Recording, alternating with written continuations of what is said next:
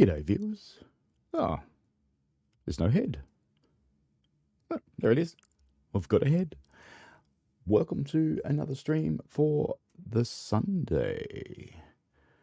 What is happening with my stream? It doesn't look very happy. Yes, it is. Okay, it is happy. Good. All right then, this morning we are still doing some Spirit of Steam, but we can do something a little bit different. I've got 3 scenarios to run. The first one is steaming in horseshoes, and I'll just dump a link to it in the chat. It's in Creators Club. This one is one of mine, and we're going to run it to Crescent. We're not going to run it all the way to the end. And then we will jump on to another one I've made, and then I'll jump onto a community one that I want to highlight because it's really cool. So let's jump into the Spirit of Steam rail tour. And we're driving a Jubilee and 5 Mark 1s. I did originally have 10, but I discovered it couldn't actually get up the hill. And we're driving it from Amtrak Altoona Station to Johnstown Amtrak Station non-stop. And this scenario is off the rails. Away we go.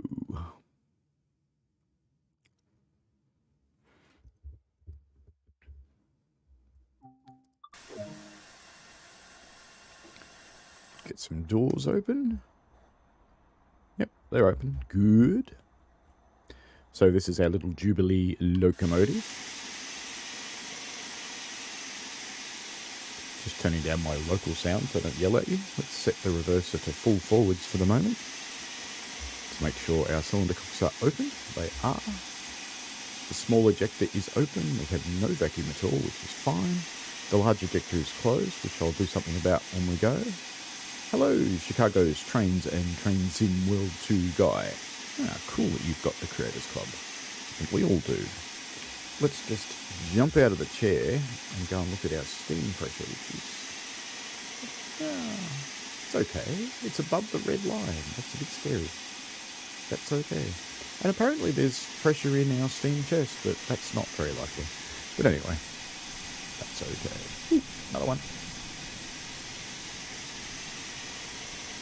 That's an 8F pulling its little train back. Goodo. Let's go back in the chair. If it'll let me. Come on. I want to get in the chair. Alright. Closing doors.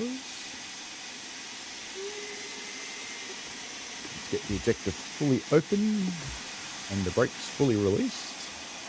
This will take a little while. And we will start getting a little bit of steam. We should see that starting to appear. Look at that. So this is a slightly fanciful rail tour, although it has happened. There have been British locos in the US. Flying Scotsman's one of them. Close our cocks and start accelerating. Hopefully the game sounds good for you guys. And back in the cab so you can see what I'm doing, and I'll start bringing the reverser back now. Bring it down to about the 50 mark for the moment and continue accelerating. And I can just see our steam pressure gauge up there. You can hear the safety valves going off, so we're sitting on the safety now. It's just dropping, so I'm using quite a lot of steam at the moment. Let's just check our the regulator's in the way, so we'll check that one instead. Let's just make sure our boiler level is true. There we go. And I'll just drop the regulator back for a moment because I want to check this one. And they need to return to the same level in a real steam locomotive, and they just did, so all good.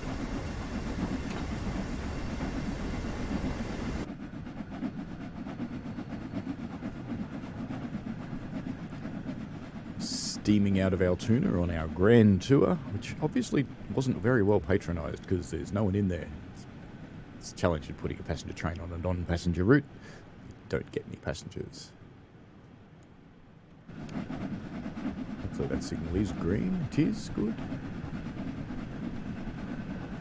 There's the moon up in the sky there.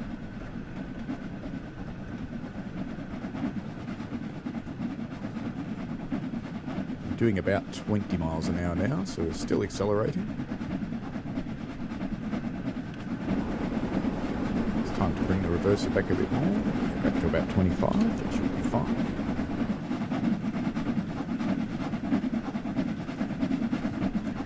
How does it look on the back? Oops. steam engine. How about that?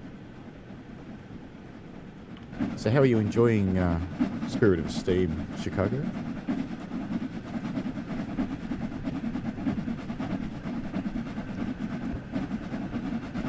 It's like a quiet morning on the old Steam front today.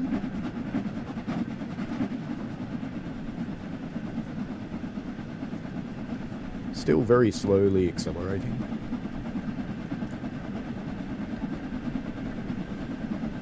Let's go full fang for a little while. Help it pick up some speed before we have to start going uphill.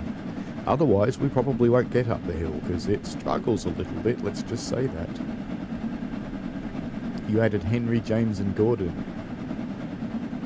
I reckon they will disappear from the Creators Club, just saying. So get them while you can. I know some of them already have. Because they are in violation of a trademark that is very vigorously pursued by Mattel. I doubt DTG would want to be on the receiving end of that. So get them while you can and enjoy them.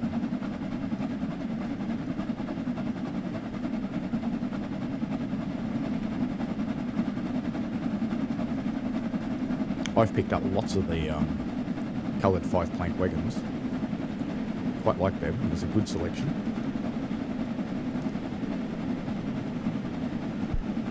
We are finally starting to make some semi-decent speed.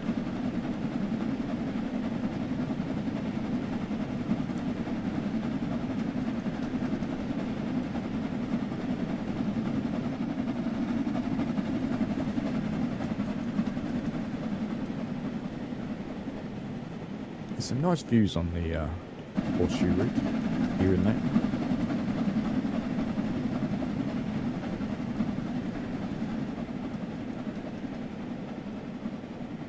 Starting to climb now.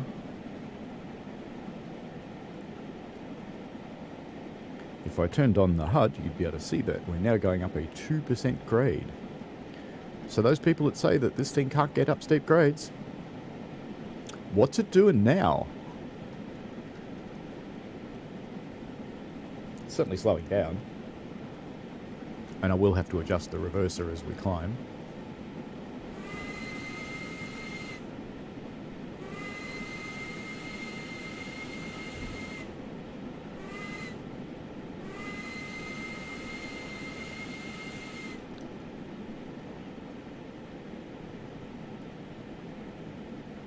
There's our non-working crossing.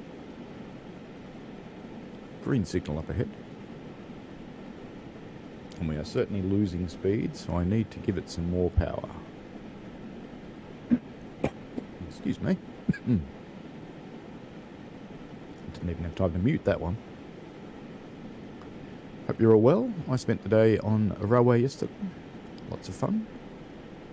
Taking a diesel out for a wood collection and coming back hooked up to a steam train.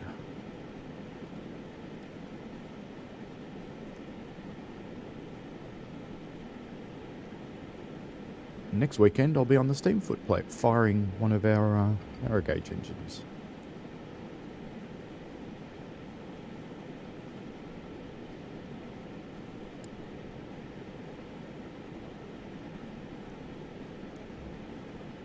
Map-wise, we're slowly climbing. We've got the Horseshoe Curve up there, then the big tunnel, and Glitzard and Crescent around here. We'll be stopping at Crescent today. The scenario actually keeps going, but I want to show you some other ones.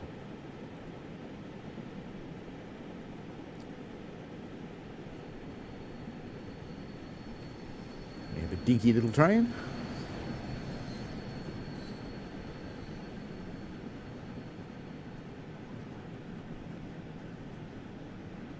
So I put quite a lot of steam into this one. I'd love to get some more variety of steam engines.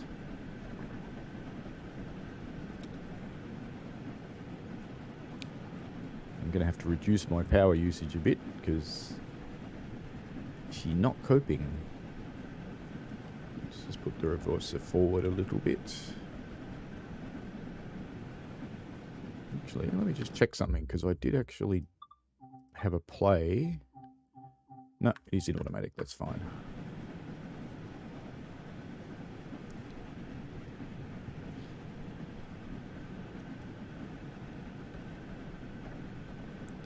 So we're going to come down, we'll end up at about 20 mile an hour coming up the bank. And we'll probably stay there.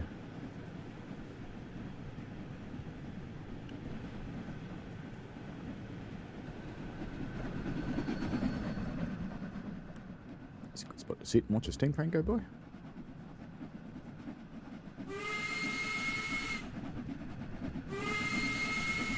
Horseshoe is one of those routes that unless you get up high, you actually miss a lot of the stuff.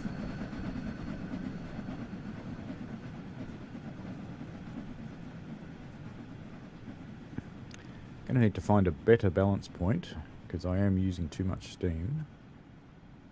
Let's try that. See how we go with that. Welcome to the new people who have started viewing the stream. Hope you're all well.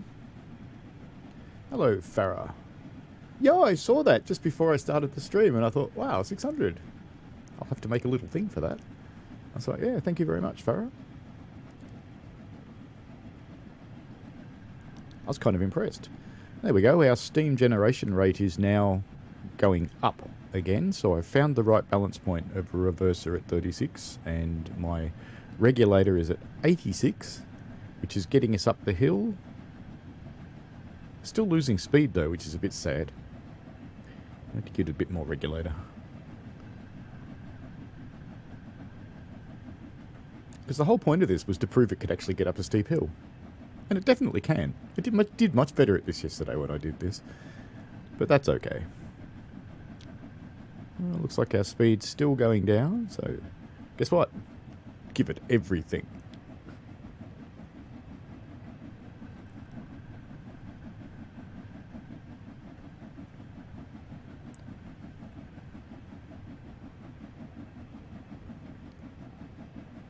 Getting there. How are we going on the hill? So the hill ends about here. So we've got to get all this way. But we've come all this way, so we're doing okay. We're going much slower than yesterday's run, I've got to say that.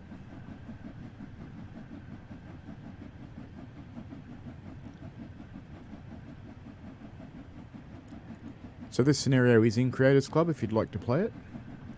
After we reach Crescent, we'll switch over to another one that I put into Creators Club, which is on the West Coast Local. So we'll be back in England for that one. And then while I was putting mine on Creators Club, I spied another one that looked kind of cool. So I grabbed it. And I'm glad I did because it is kind of cool. And I'll show you that one and I'll show you why I think it's good.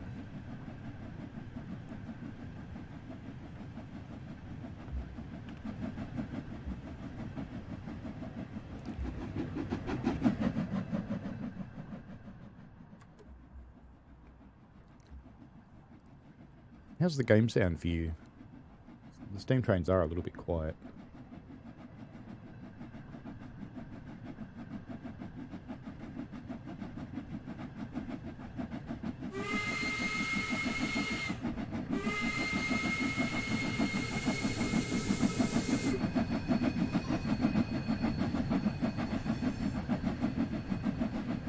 We have started accelerating again now. Just a tiny, tiny bit. I can see pixel by pixel by pixel going up on the little speed graph on the HUD there.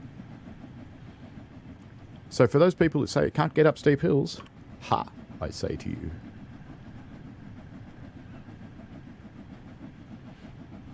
I shouldn't taunt it though, because I shouldn't sit here and say something like those people that don't know how to get it up steep hills just don't know how to get it up steep hills. But then it'll die. So we're not very far away from the Horseshoe itself now. And did you know that at Horseshoe Curve, that GP9 that's there now was actually a steam engine? In, I think that, was it in the 80s they changed it? Something like that. I'm sure Chicago will know. And if he doesn't, he's got Google, I'm sure he'll tell us.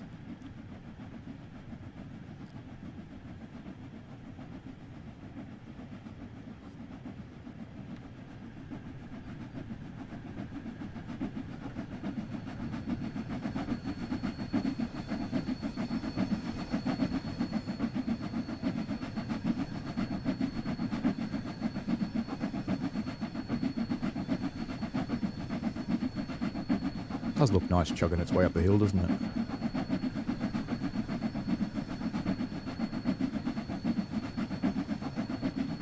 And And this route's quite a contrast to the Liverpool one, because one thing that the Liverpool one is strikingly not got, but I believe it actually is fairly prototypical, is there's almost no trees.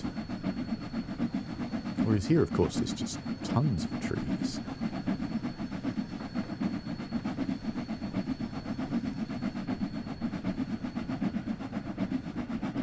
So I think we're pretty close to the curve now. We are.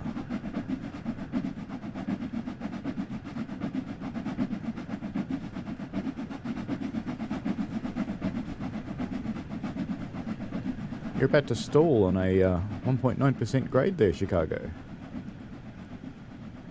Yeah, I thought there was a steam engine there, 1361, thank you. Very helpful you are. You're a very helpful engine, Chicago.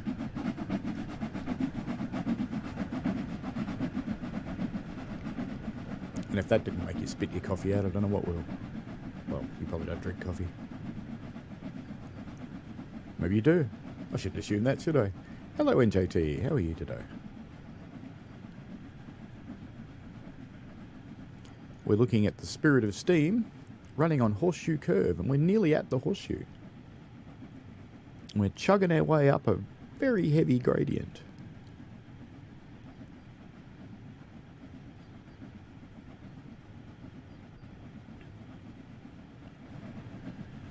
Given we're almost at the curve, let's come and sit at the end of this straight here. And then we'll whip over to the curve, because that's only just over there. I keep forgetting there's a big reservoir here with its orange water.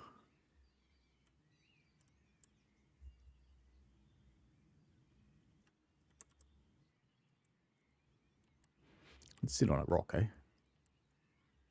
No, now we can't see the steam engine. It's kind of the point of this, is to see the steam engine. Am I recreating the Flying Scotsman's USA tour? Oh, not particularly, but yeah, it's just one of those things that it's perhaps not as fanciful as you might think. I'm pretty sure other British locos have been over to the US too. And some British locos were made in the US, and some US locos were made in Britain. It's a bit like Australia. Our most of our early steam, the very early steam, was imported either from Britain or from the US. And then in the middle of our steam age, it was made locally for the most part. And then right at the end of our steam age, we started importing it all from Britain again. But weirdly, they were American designs built in Britain. Go figure. And we had local designs that were built in Britain as well, and local designs that were built in Australia. I just realised something. I had no head code. Not that it really matters in America, but you know.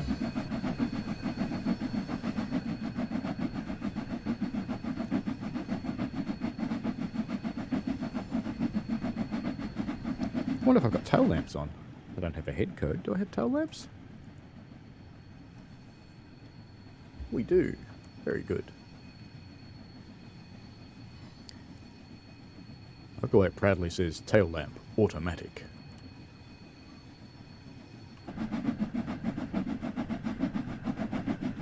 And we are accelerating again. So that's just a further fist in the air for success on the gradient. But we're almost at the curve, so I think we'd better go duck across here and wait at the park.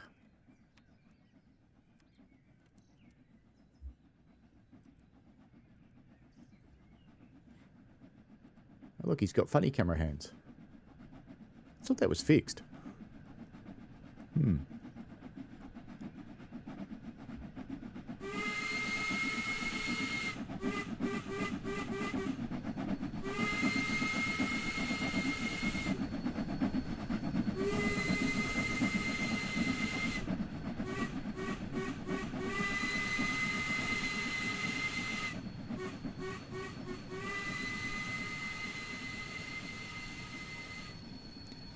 Now, what driver wouldn't do that?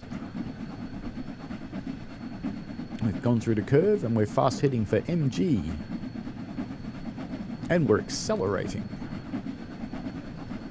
MG very imaginatively stands for middle gradient.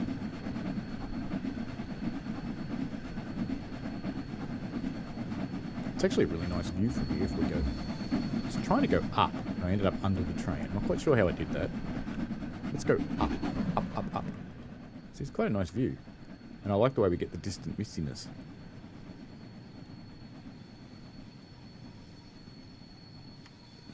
Must be time for a run by. We got some straight track here.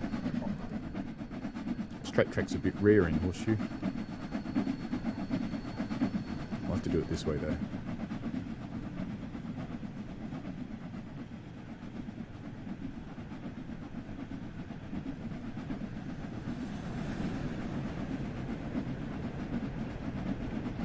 Bit of drone action. Oh, drone's going to crash into the ground.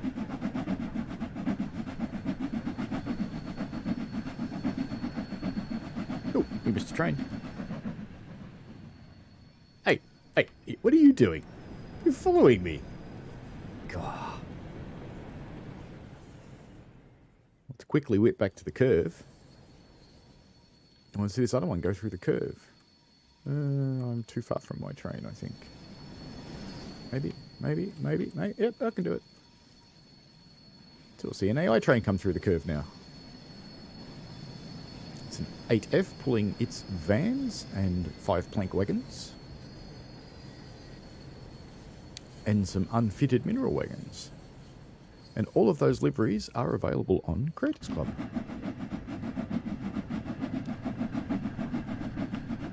Now I do have to wonder what's going on with this one that's following me.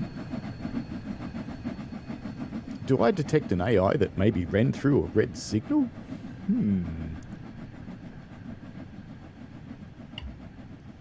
Or maybe an AI that's, Oh, I wonder if they started in the same block. Hello, Kobe Tub. How are you? I am good. How about yourself? I've just discovered that we have an AI train following me in the same block. And it just occurred to me, I think I started them in the same signal block. But surely it should have come across a red signal right behind me. Let's see what it does. Because this signal is red. It's just going to go straight through it, isn't it?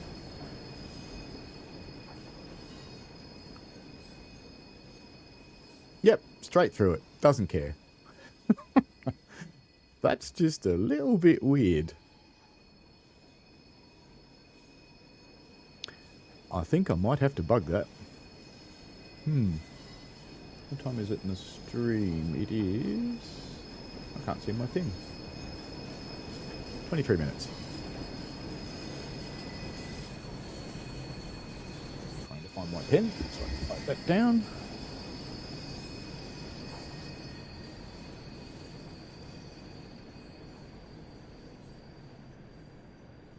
There we go. And we'll take us out of the trees now and go back to our train.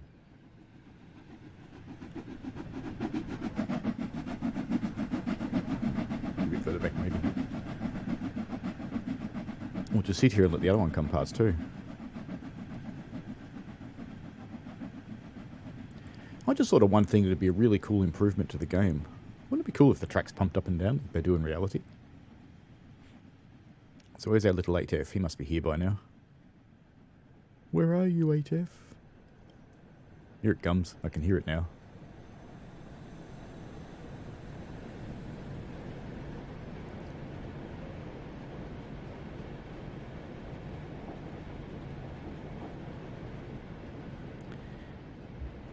They don't look out of place in America at all, do they? Now let's camp out here, because I want to see what happens with this signal. So it's green now. And when we go through it, I expect this to go to red. And it has. Interestingly, the one next to it went red too. Because I'm pretty sure it was on Diverge, but that might just be a route setting thing. Now, let's see what the 8F does. Will it stop or will it go through this? Here it comes.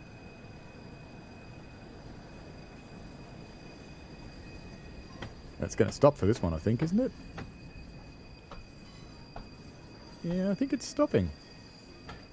Okay, so it believes in this one. Why didn't it believe in the other ones? That's really interesting. Oh well, cool. Whee. We missed a train. Ah, crashing. Let's go sit down here and we can watch it come past.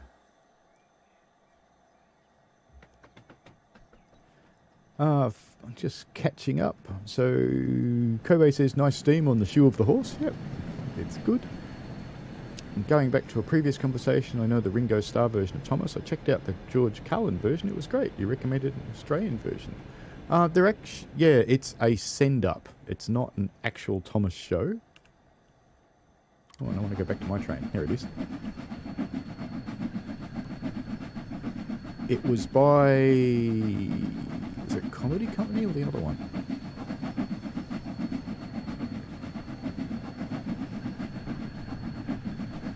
It's kind of rude.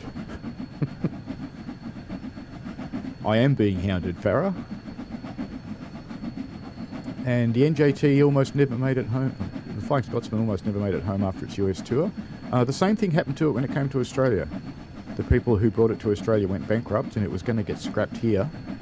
That was when, I think it was an American bought it and took it to America, and then the same thing happened there, and it almost got scrapped there too. So it's had a very, very lucky life.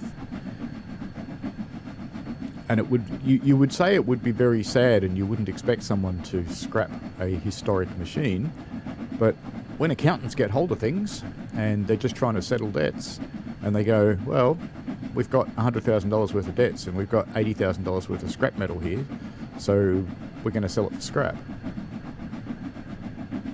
And then you have to hope someone comes along and says, well, I'll spend $80,001 and buy it off you, so it doesn't get scrapped. And you always have to hope that there's someone around with that money to do it.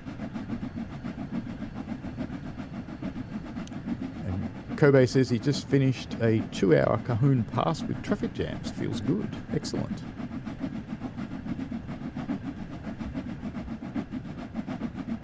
At least the other one stopped following us.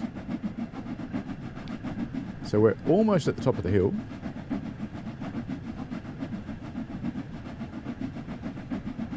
Well, NJT, I suppose you could see it that way. I was seeing it more on the rail tour front, that someone had brought it out to just run it around America for the fun of it. But given all the other steam that I've got running on this scenario, then yeah, I guess you could see it that way.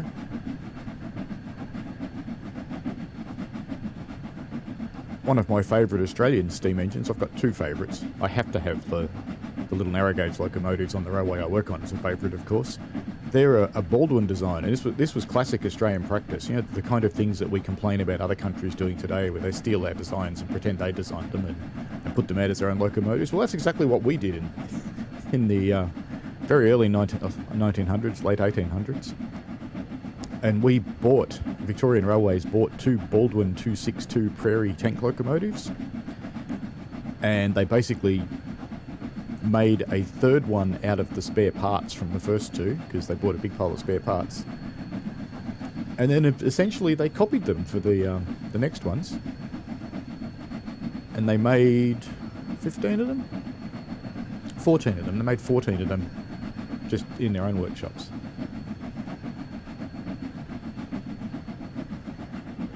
And Chicago says he got a 6P and an 8F on the same truck coupled together. Were they coupled tender to tender or tender to pilot? So I think there's problems coupling these things, coupling a pilot front onto anything. And how much horsepower does a 6P have? Not very much, but let me find out for you.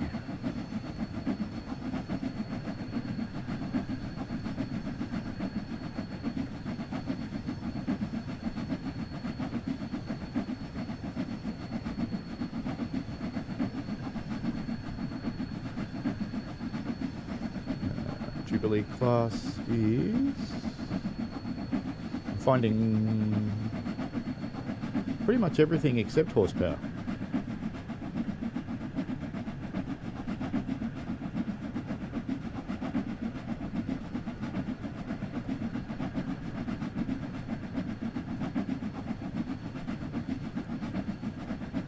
Weight, boiler pressure, superheater. It's got pretty much everything, but it doesn't talk about horsepower. They did actually measure British locomotives in a different way. But normally they had tractive effort, but I can't see that here either. Oh well. Life. So I can't actually answer your question, Kobe. I'll try and find out for you for next week, though. And Farrow says he was reminded of Steven Spielberg's Duel and still stopped at that light. That was a classic movie. That movie has almost no special effects at all, apart from the little model truck that they wreck in the end. And, yeah, that was a really cool, really suspenseful movie. We're not very far off the big tunnel now. So let me just jump back into the cab because I need to do something important before we go in the tunnel. I need to turn on my light. Now, interestingly, you should never open the firebox door when you're in a tunnel, but this thing doesn't know that, and it does it anyway. And it's got our invisible fireman firing our invisible coal, because in scenarios you don't get a fireman, unfortunately.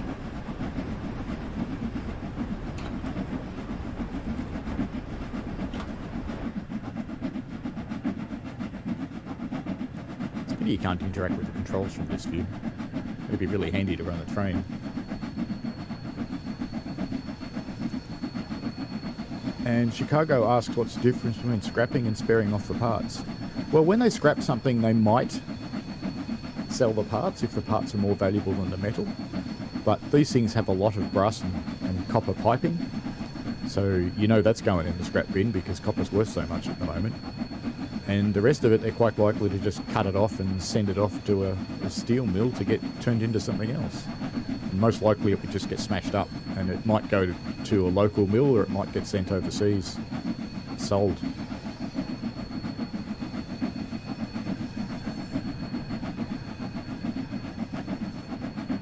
When they destroy relatively modern train stock, they usually use excavators to do it. I couldn't imagine using an excavator on a steam engine. I don't really think they'd get through the boiler.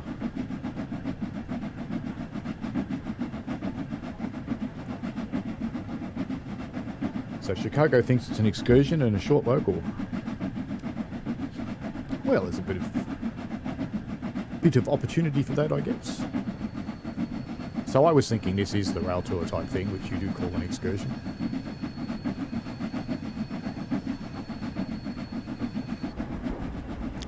Bit of a fireman's view for a while. I still love the lubricators. It's really cool.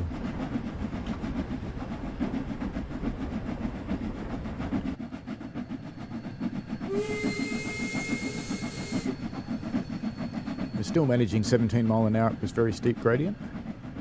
I'm sure people who play this scenario will have to figure out how to keep it going on the gradient, and more interestingly, how you stop it going on the other side. Let's just say 137 miles per hour is in fact possible.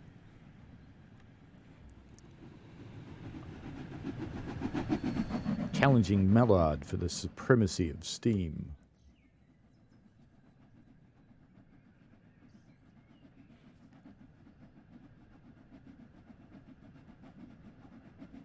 So the game's just laughing at us now because we're allowed to do 50 miles an hour. But, you know, we're doing 17, so... I don't think I need to worry about going too fast somehow. Kobe asks, would be cool to attach an ES44 for this as a DPU to give it some help. Yeah, in a real scenario, I would suggest it probably would have a diesel because railway operating companies are not interested in having their lines blocked by something that can't move or can't move fast enough. So they will normally put a diesel in tandem with these things, usually in the front behind the steamer, so that they can run at line speed, or near to it anyway. These things have a top speed of 65 mile an hour, so they wouldn't be doing line speed. But no, we're almost at my favourite rail fan spot. NJTE says his southbound train was delayed due to an unauthorised person on the tracks. Luckily they got them out and was late, and they had to skip some stops.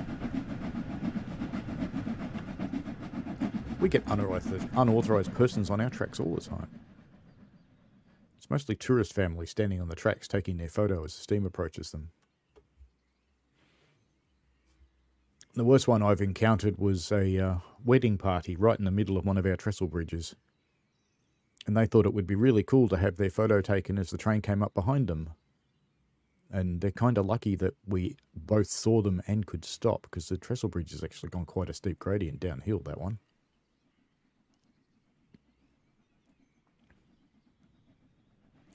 Otherwise, it would have been quite horrible.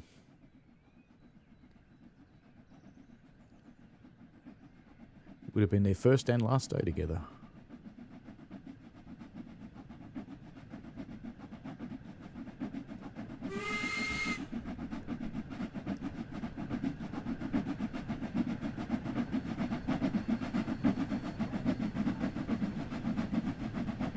I really need to find a smooth way to track the cameras.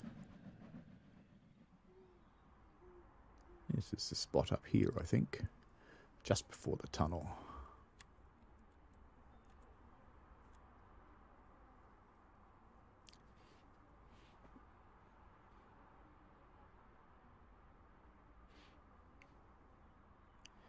Chicago says that in Florida his friend saw 17 trespassers, none of the engineers cared.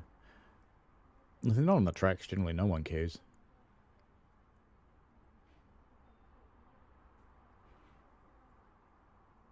Yes, lots of people like having their photos taken on tracks. One of the things I do is, in my non-train simulator stuff, is photography. And lots of models want to be photographed on railway track. And there's a piece of abandoned track that I often use, which is cut off at both ends, so it's physically impossible to have a train turn up on it.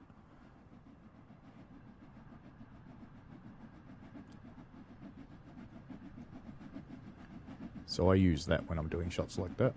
Yeah, I wonder if we'll be able to see it in the puddle. I've never tried this. Probably will, you know. Let's turn off the HUD. Enjoy the moment. In fact, it needs a screenshot. Got like a conveniently placed puddle. Now, before it gets in the tunnel, I'm just going to jump in the cab. Because we all know what happens when you're not in the cab and you go in this tunnel. You just disappear.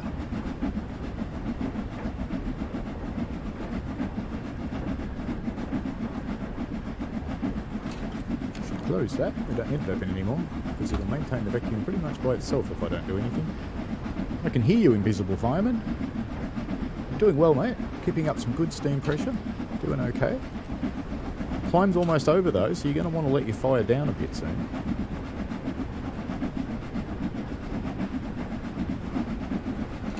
Yeah, I don't think you'd want to try it on high-speed rail somehow. There's actually a rail crash in China yesterday. The driver was killed, unfortunately. They crashed into a pile of dirt just as they were going into a tunnel, and the front of the train went up into the roof of the tunnel. Completely destroyed the locomotive.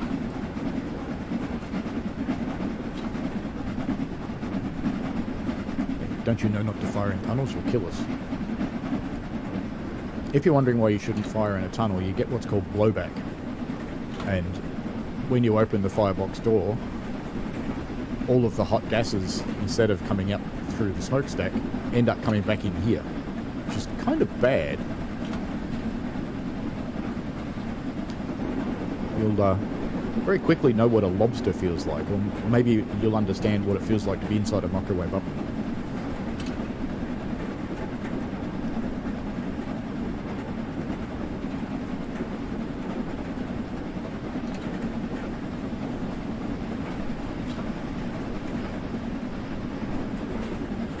There was a German rail crash this week too. They had some Dostos roll down the embankment. It's the week of crashes. So we're coming up into Galitzin, isn't it? Just going to think about that for a moment. Come out of the tunnel, and of course, just as I go to look at us coming out of the tunnel, I run into the back of the bridge. And you may have noticed we're starting to get faster as we come over the summit. Where are we going to sit for a good shot? There's one.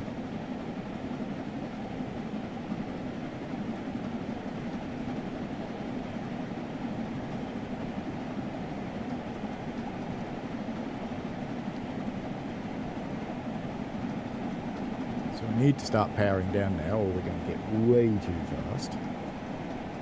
But I want to keep enough power on that I don't get the safety valve going off, so it'll be juggling brakes and regulator.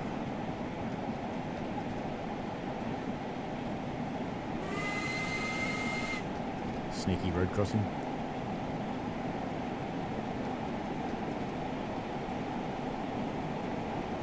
So we're already up to 44 miles an hour now.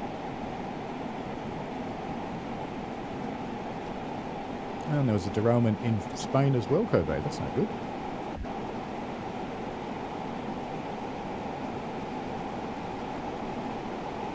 It does happen though, unfortunately. Is there actually people in this train? Oh no, I thought I could see a person in there, but it's not. Picking up some speed now.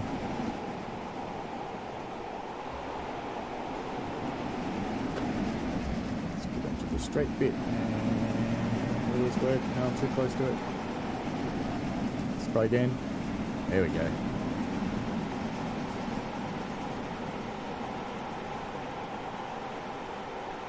As those who know, Colonel Cam success.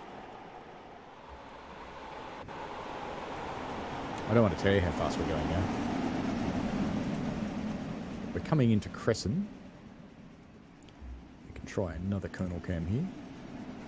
See how this one goes. That's alright.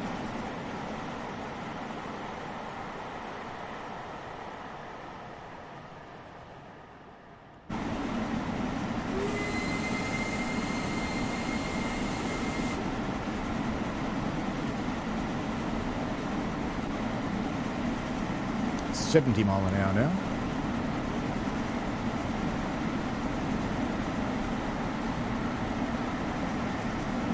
And NJT wants me to read his comment. There you go, I've read it.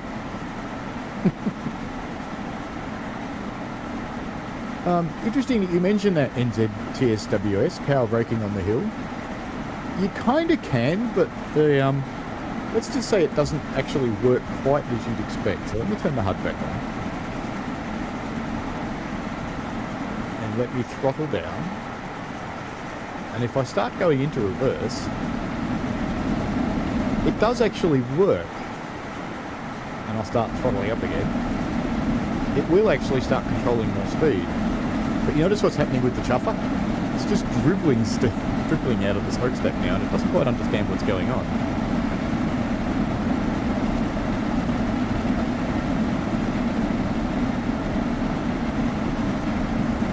It's just starting to slow me down now. But unfortunately, this is a bit sad.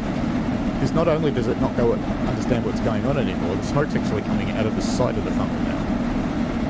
So it totally confuses the game. But yeah, it's a valid technique. It doesn't work with all locomotives though, I have to say. I suspect you'd need a power reverser or you get your arms ripped off when you try and do it. No, Kobe, no perky women today, sorry.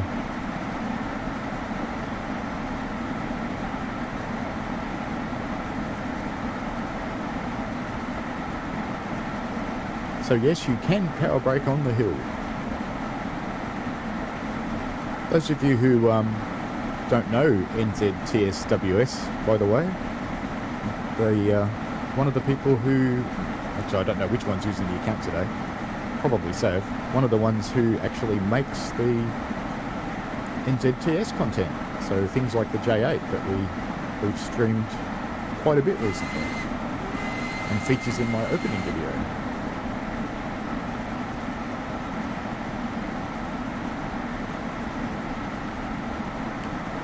You know, I have to say it takes corners pretty well because they're going just a little over the speed limit here.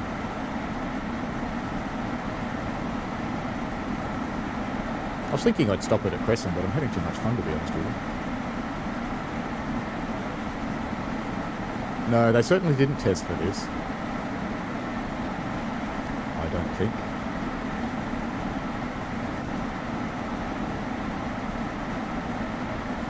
Because I would expect to be seeing pretty strong blasts still coming out of the funnel at this point. Because you are still using steam. And I love what's happening in the steam chest. It's really quite upset.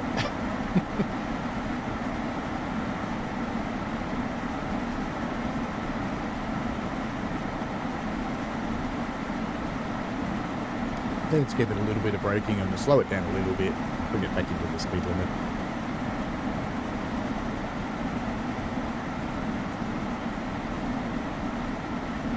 Kobe asked did they reach the speeds in real life. No, the Jubilee is limited to 65 miles an hour.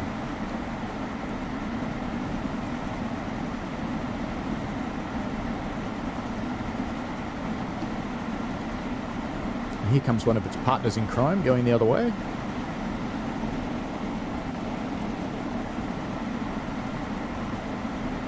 And interestingly, running off the rails, the AIs don't chuff. They seem to only chuff when they're running on the Liverpool route.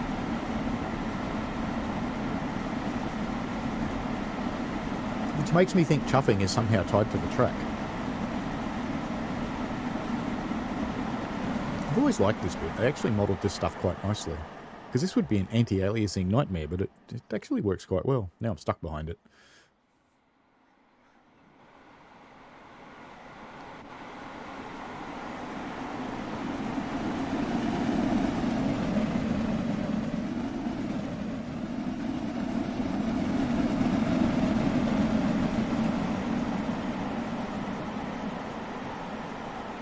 Better without the hardware, of course, but, you know, one thing at a time. Do a HUD-free one this time. If I succeed in getting the right place in time, it's good. Just made it.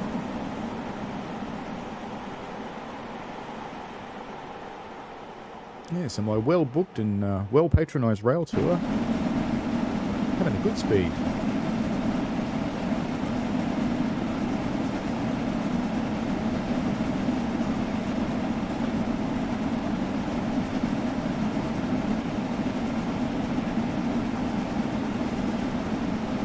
NJT says his train's going express on the weekend.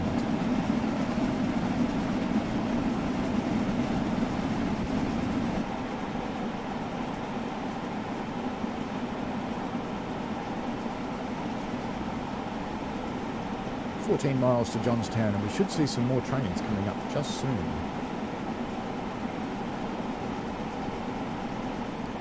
Yeah, most of this route's modelled really nicely, but every now and again you see something like that. It's a bit awful. Just every now and again.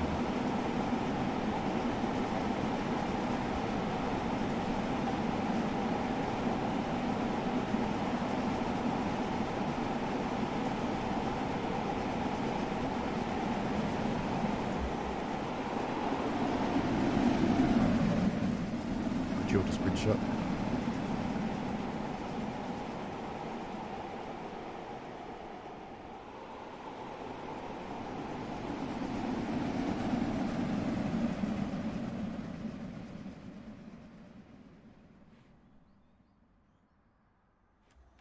Why are you sitting there? How strange.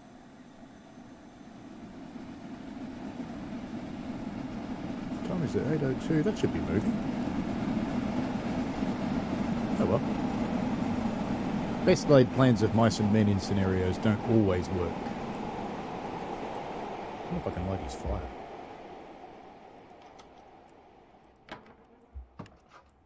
Yep. That's funny. You can light someone else's fire.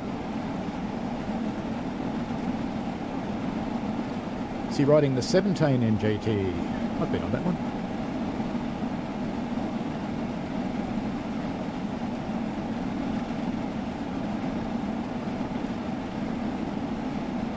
My favourite one there's the F, but that's because it goes to a friend of mine's house. She lives in Brooklyn.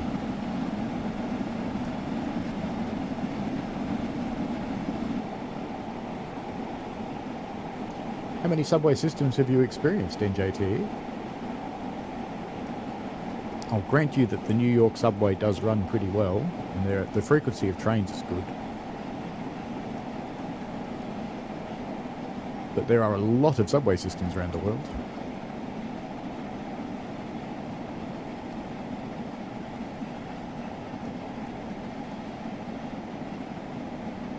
"12 miles to Johnstown." We should still see some more trains at this point. Why am I slowing down? Because my gradient's gone away. It's only a baby gradient now.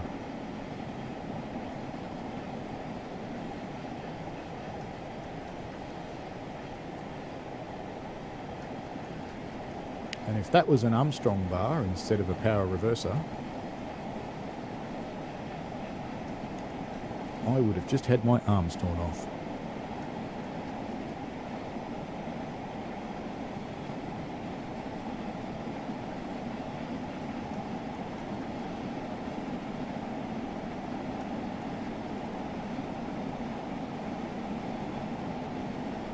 What are we doing for time? 9:23. That's all right.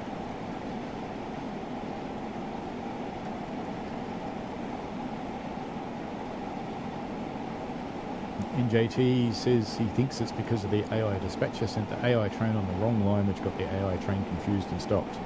No, it is actually sitting where I programmed it to start, but it just hasn't started for whatever reason. It might be because it spawned on top of a set of points. That seems to confuse them sometimes. And NJT has experienced the MTA New York subway, half, GC Metro, and MARTA. There's another one that's just sitting there. In fact, there's two. There's another instance of trains following trains. How interesting. And I bet you those two are sitting there because the other one's just sitting there. Oh well. Not all scenarios go to plan. I'll have to look at that, given that it's on Creators Club. I'll need to get that working properly. But that's okay. It says here. Now we won't see any more trains between here and Johnstown, so what I'm going to do is I'm going to jump out of this one and I'm going to go back to the main menu and we're going to go over to WCL. This one is a little bit slower. Oops, wrong menu.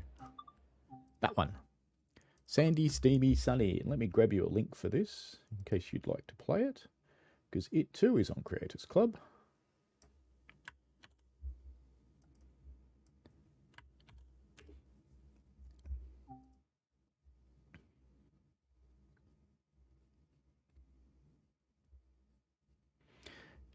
Yeah, I suppose NZTSWs, if they're not managed properly, you could certainly do yourself a significant injury. Alright, let's get out. Uh-oh, open the wrong doors. All my passengers that aren't there fell out. So we are now down at the beach. And we are at, as Monty Python would say, St. Ives. That's enough invisible passengers not getting in. Did I just open the wrong doors again? No, I closed those doors. Have I? No, they're open.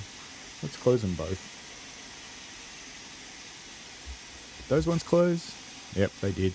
Now this is a little bit harder, I have to say.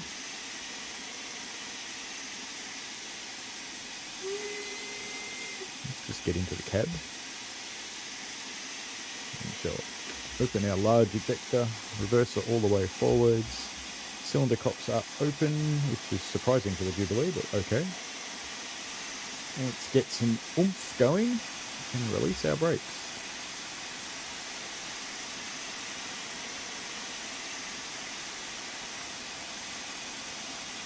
Now we just have to wait for it to go.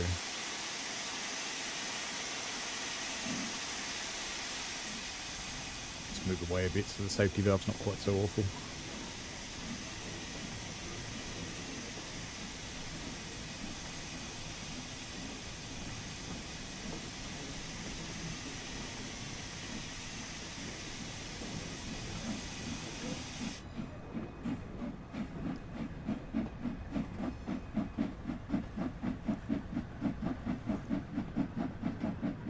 was just thinking about the height of a screw reverser. Could get you right in the ghoulies. That would really hurt.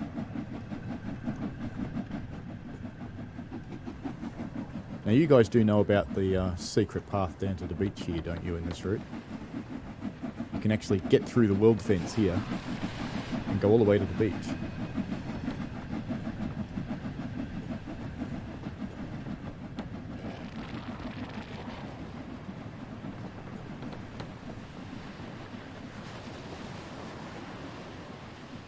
Chicago's playing the Amtrak 42, westbound Pennsylvania.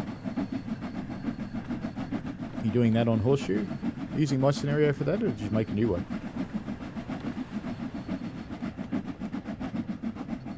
And NJT says path is technically commuter rail since it's under FRA, not FTA. I would have thought it's more than technically commuter rail, it just is commuter rail. On my 2018 trip to New York, I rode the path every day because I stayed in New Jersey because it was heaps cheaper.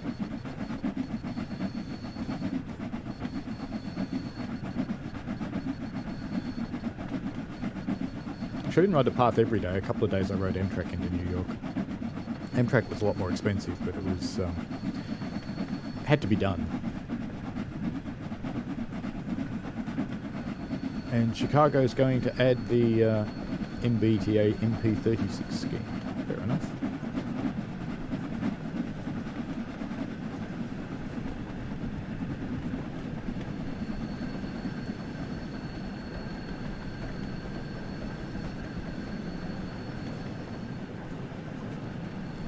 Coming up to Carbis Bay. It's a little bit hard to manage the steamer on this route, I have to say, because it's so undulating. And they wouldn't have used a loco this size or a train like that on this route. It would have been something really small, like an 060 or something like that.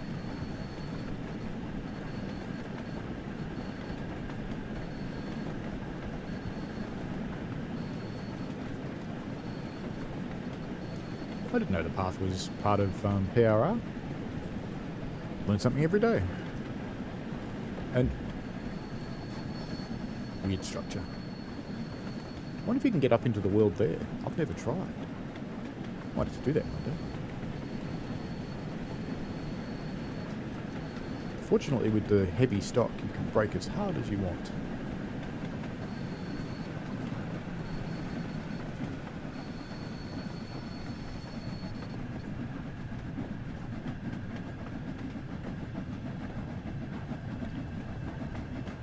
One tactic I've taken to using to stop the safety valve going off is keep the regulator open while you're braking. You really wouldn't do that. It would be really bad for it. And it would probably overcome its own brakes anyway, which this doesn't seem to.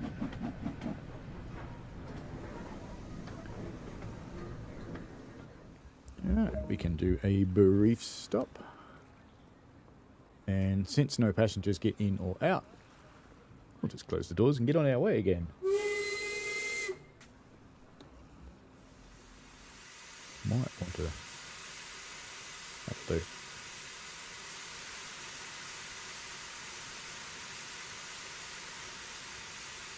Pump up the vacuum. And off we go.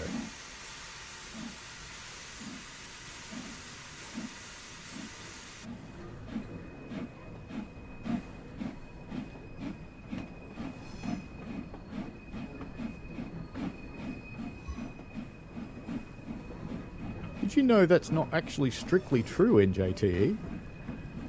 There is still one bit of Conrail still running. There's a little short line somewhere. I read about it in a magazine. You know, those old-fashioned paper things. And they still run Conrail branding.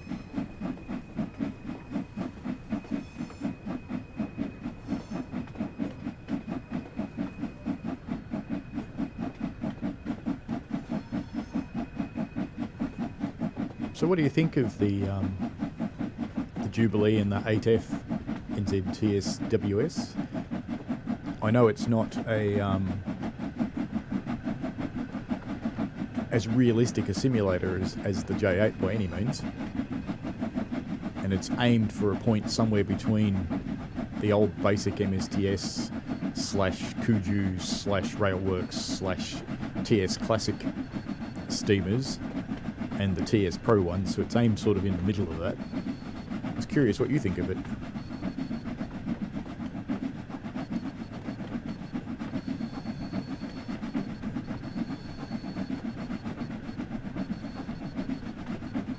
I think North and Southern have actually got 2 Conrail Heritage locomotives too.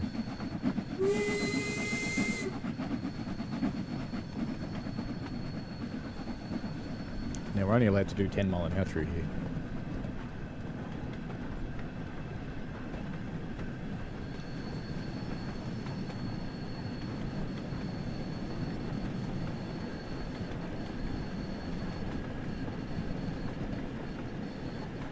Keeping the regulator open again to stop the safety valve going off because I find it annoying.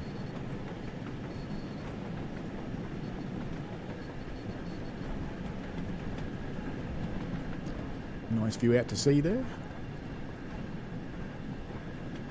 Seriously massive beach.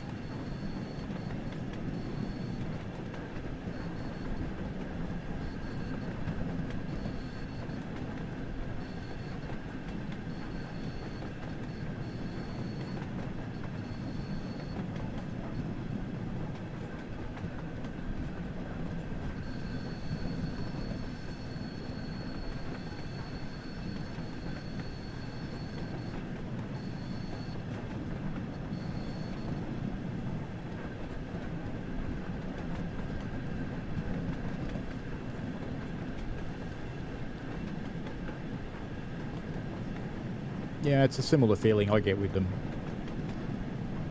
So NZTS feels that they get an uncanny valley feel from them.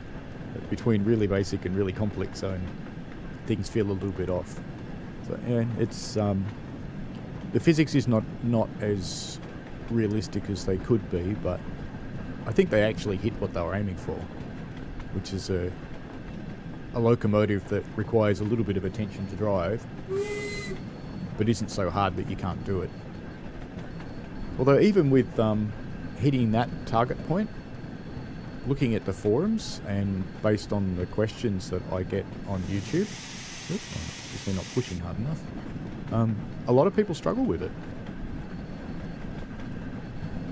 But I guess the same people struggle with trains in general. I did see someone comment on the forum the other day that the braking of the train was simply awful because when they put the brakes on and then released them quickly, the train still stopped. And it's like, well, yeah, that's kind of how train brakes work.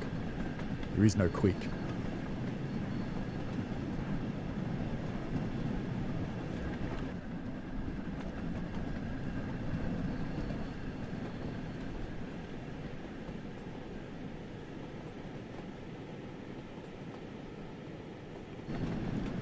We're getting a bit quick again. Got a 5 mile an hour zone coming up too, and a station. Let them know we're coming.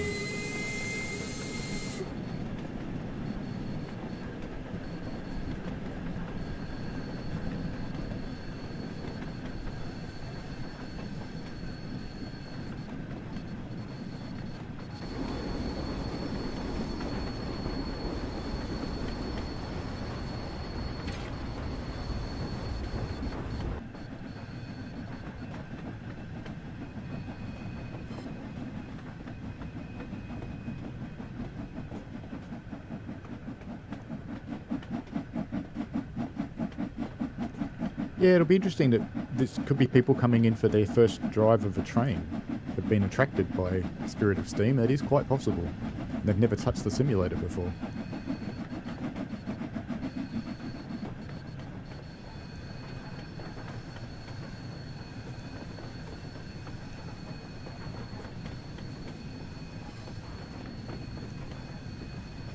I think based on the way Matt's been talking, I think there's general intentions for that sort of thing. Now we'll watch none of these people get in. You watch. Not one. So open the doors. In fact, I have noticed even in the normal West Cornwall local, hardly anyone actually gets in and out here. They just stand here. Annoying safety valve in progress.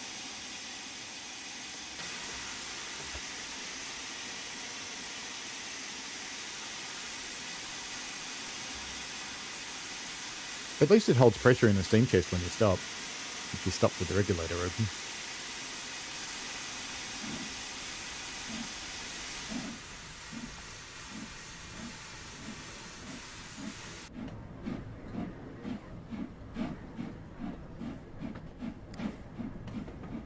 I don't think Run 8 will ever actually have steam, Kobe, because Run 8, the people who build it, are very interested in realistic prototypical operations and interested in today's prototypical operations.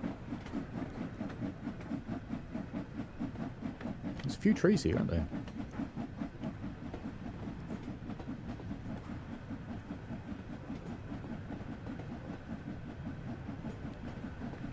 I suppose I should bring the reverser back a bit.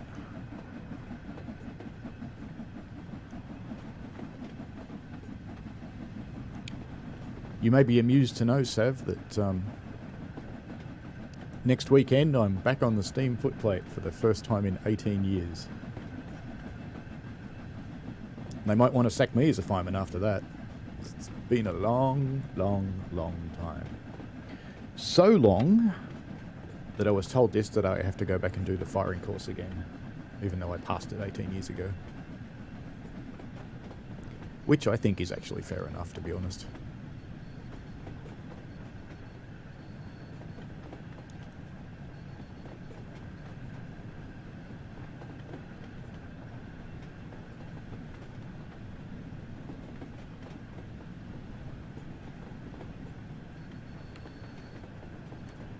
Keeping the regulator open again to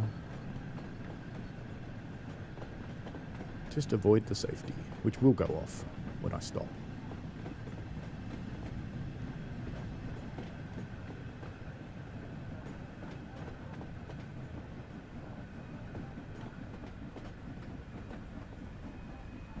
I wonder if I leave the regulator open, is the game unclever enough to keep using the steam?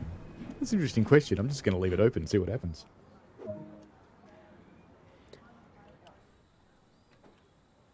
Now, while I've left my regulator open, I'm going to get off the loco.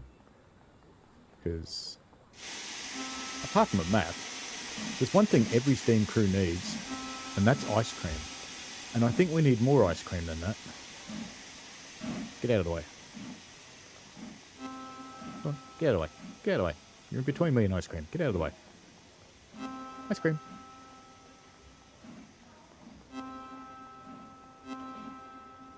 So this is what happens when you don't play the public build very often. You get to have all your collectibles over and over and over again because they get cleared. Look, and got stuck on her, yeah, just leave that alone.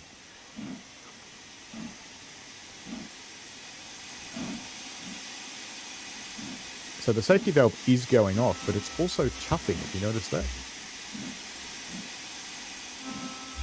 Something else it wasn't tested for, I'm guessing.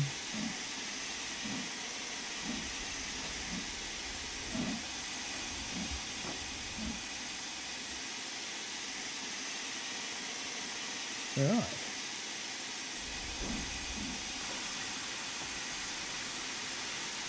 We have a green signal, so off we go. Oops, you know what I should do? Probably close the doors. Did they shut? They did shut because I'm not moving yet. Damn it, that would have been a good spot to sit. It's hiding in the bushes here like some creepy bastard watching the train.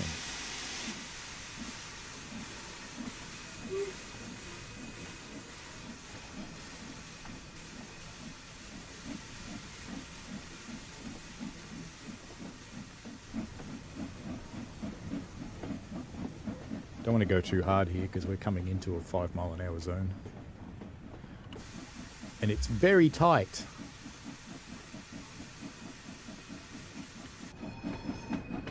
Wrong way. Bridge, bridge, bridge, bridge. How about I get hit by a car?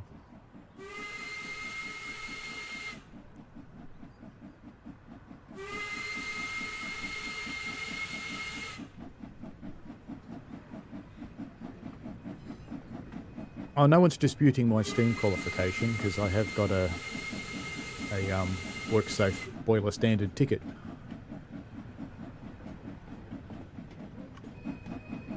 They just want me to requalify in their way of doing it, which I actually think is fair enough, because having not touched the shovel for a very long time, and the only things I've fired since then have been wood, and that's traction engines and stationary boilers, I actually think it's a good idea to do the course again.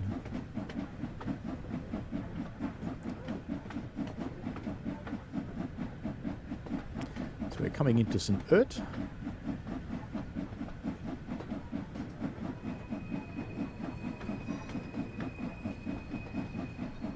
One of the things that they'll probably have to think about from now on is putting collision boxes on bridges, because these bridges don't have them, so the smoke goes straight through them.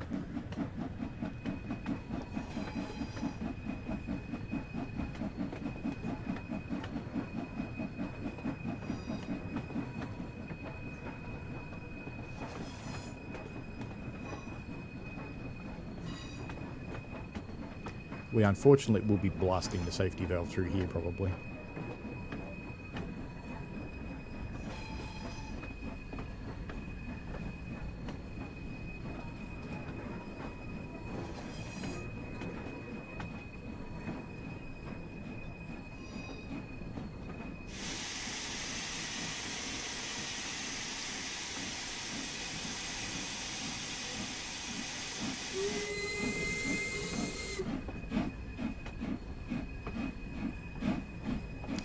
Yes, I very much wish that they turned off collisions for the cameras everywhere. I'd much rather just go through something and have black while I'm going through something than bounce off stuff. It's so hard to do anything that's vaguely cinematic.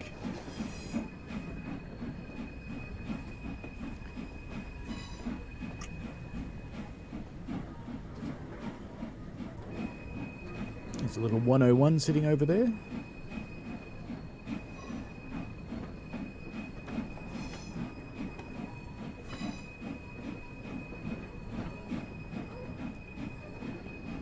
Nice and slow through here so we don't come off. For those who are wondering, at 8 miles an hour you come off. That curve there, it's very tight.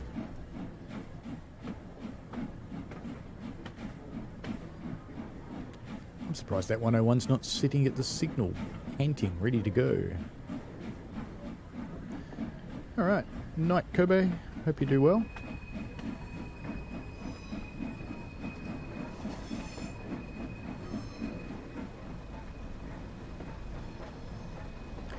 Every now and again, the beta people get asked for their, what would be your wish list? I always have a list. Cameras is one of them. I would like a scriptable camera.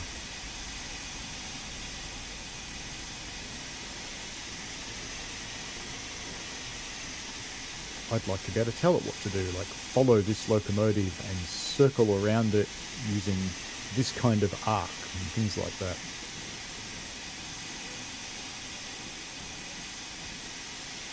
Just leave that coming to a stop, and we'll nick off over here.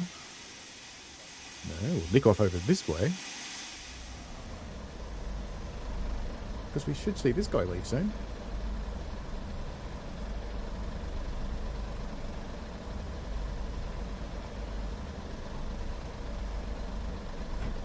Oh, bald guy missed the train.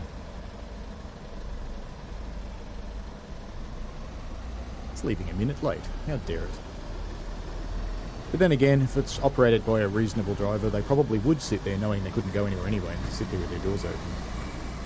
And like your average driver, they actually would slam the door in someone's face, because that's what they do.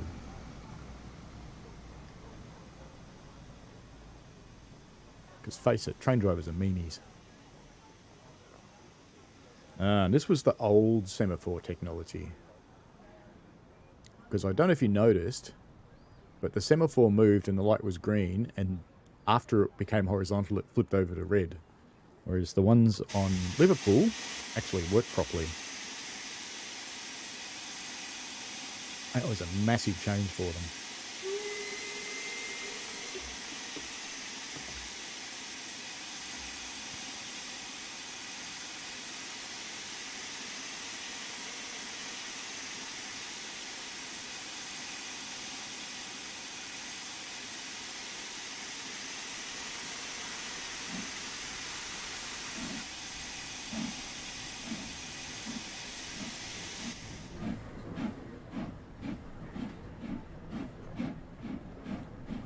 doing the course, I'll actually have an advantage as well, because it's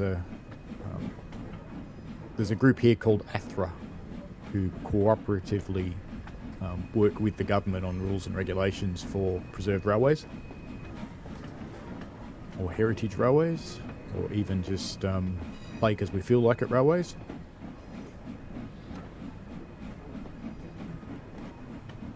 And the course does involve achieving the ATHRA qualifications, which means, in theory, I wouldn't just have a PB qualification. I could go and fire anywhere after I do whatever their localisation is.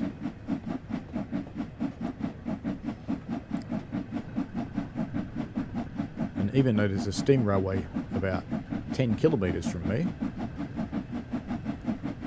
I don't know if I'd go there though, because the couple of times I've popped my head in there,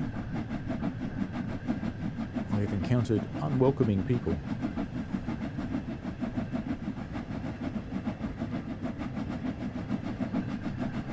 Now we head down to Penzance.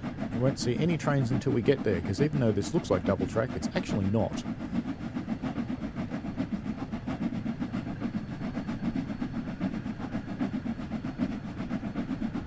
What I mean by that is there is, down here at a yard somewhere, there it is, there's a choke point where it's single track through here, because the dispatcher won't route anything through the yard. Which means, and you get this single track point here as well, which means the dispatcher, either you get in there or the other train gets in there. So if you're running late, the other train will get in there and you have to sit there for ages. So we're climbing another very steep hill here. I have to say this train's doing surprisingly well, to be honest.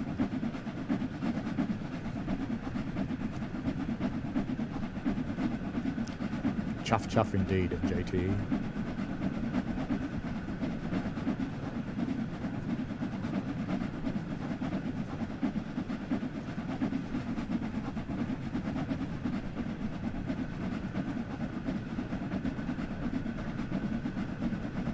I actually have a faint suspicion that ATHRA's modelled on what you guys did.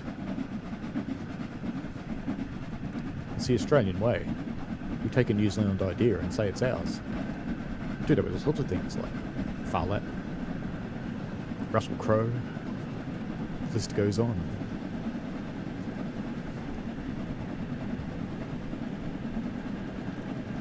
And let's just say I'm currently ignoring the speed limit a little bit.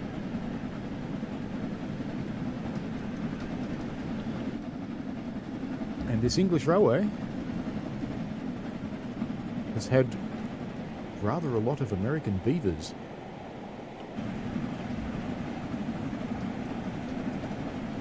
And we're going to continue ignoring the speed limit on our brisk run to the beach. Because after all, it's called Spirit of Steam. So what's Spirit of Steam with a little spirited running?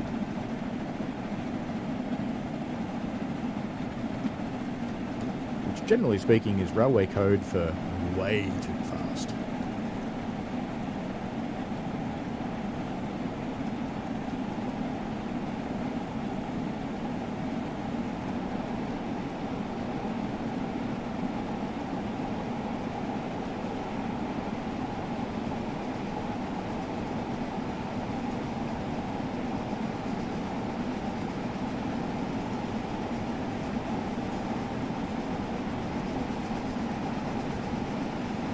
The other thing I'm kind of ignoring in this scenario I made is that there are no turntables. So the only way to get this train out of Penzance is to reverse it.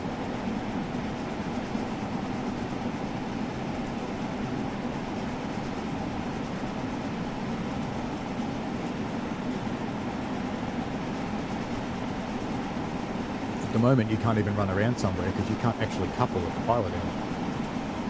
You can only couple at the tender end. For no really apparent reason.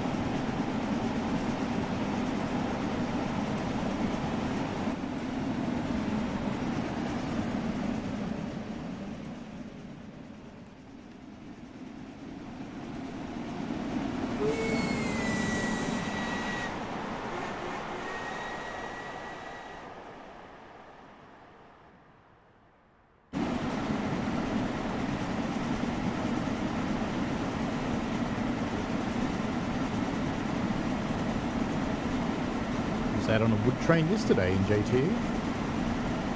Periodically we chuck a few of our open wagons together and drag them out with either a diesel or a steam engine and pick up chopped up wood from along the line, because we have no shortage of trees on our railway.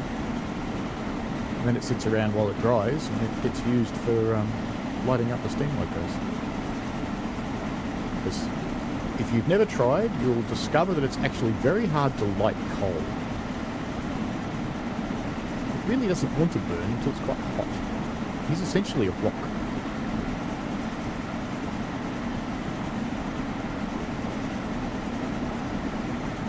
And I was talking with the couple of the current firemen yesterday, and I said the current batch of coal's got a lot of rocks in it that look a lot like coal. It's really hard to tell that they're not. And they're forming horrible gooey masses in the firebox.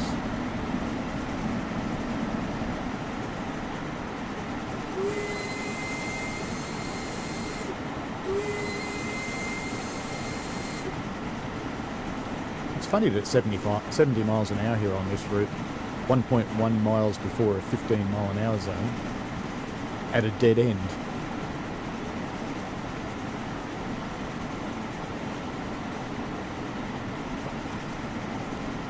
Lots of brakes.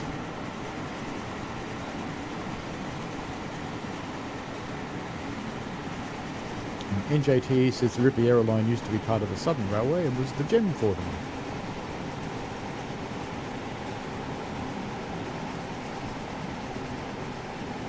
I really need to slow this thing down a lot.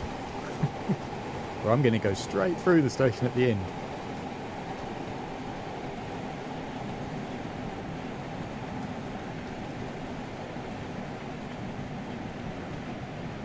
Yeah, it does surprise people. I'm glad we haven't got exploding rocks.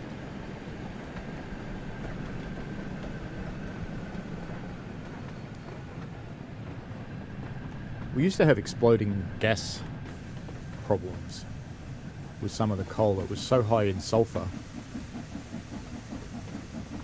but it also had a very high water content. I wasn't firing when we had this stuff, glad. But every now and again, the smoke would just sit, especially if you were just sitting there, you weren't actually working. The smoke would turn bright yellow, and that was generally your indicator to open the firebox door and get out of the cab. Because then the gases would build up and go. It always sounded good. Half the fire ends up in the cab and the other half blows out through the funnel. Not good. Now that we've arrived, the other trains will be allowed to leave.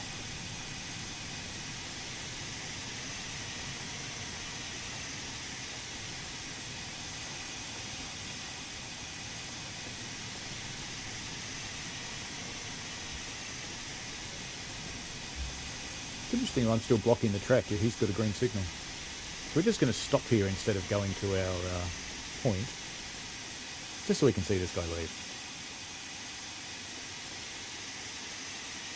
And if we sat here long enough, the other one would leave too.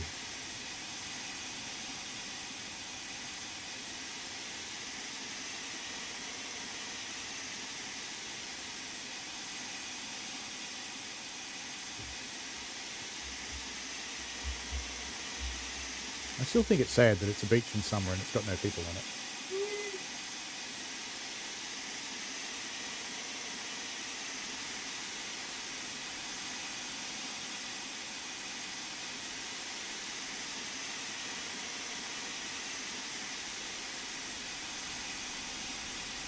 And some more bright liveries from Creators Club. This one's made by Kat, who actually works for DTG.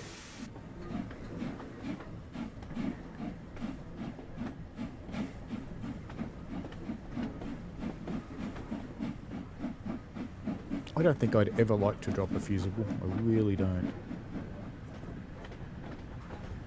For the people who have no idea what Sav and I are talking about, inside the firebox of a steam engine, at least the more modern ones, they have what are called fusible plugs. And the plug is usually bronze, and it's got a hollow core, which is filled with a lead tin mix. It still melts at a relatively high temperature, but it's designed to melt if they're uncovered. So if there's no water on the other side of it, they're supposed to melt. And that blasts the steam and water from the boiler into your firebox. And lots of people go, oh, that's to put the fire out. Well, it's not really. It's more to let you know that something bad's happening. That's the end of that one. Good-o. Now, I'm going to play one from the community.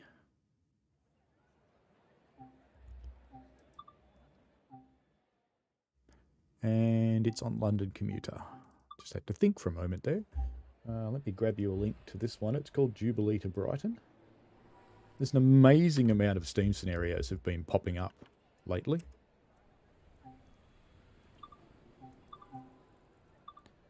So we're going to be driving 10 Jubilee Mark 1s from London Victoria platform to Brighton platform 3, making 1 passenger stops. So, and this one's actually really clever. And when we get there, I'll show you why. I think this is the only route that you can actually do what they've done. Hello, CCT Mitch. How are you? We're playing a bunch of community scenarios. Let's just get our doors open. And then we can get this locomotive ready. We need a bit of light. And we need some head codes.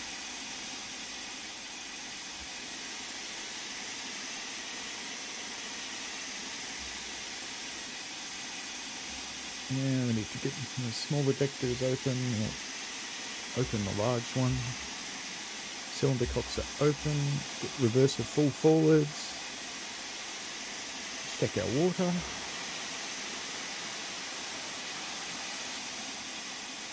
That one's good. Let's check the other one. I did have a good shift on the DH yesterday. It was good fun. Very nice day out with Cliff. Alright, close doors. That would so echo in a underbuilding platform.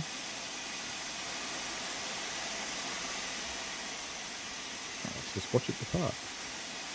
Now, one of the reasons I think it's clever is I've actually got a red signal at the moment. And it's waiting for that train there.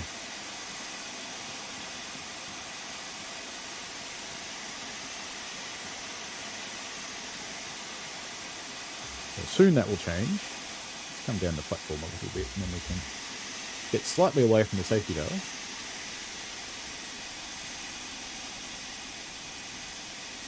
And I found yesterday I actually start moving for the dispatcher to recognise me. So we'll just creep along towards this red signal.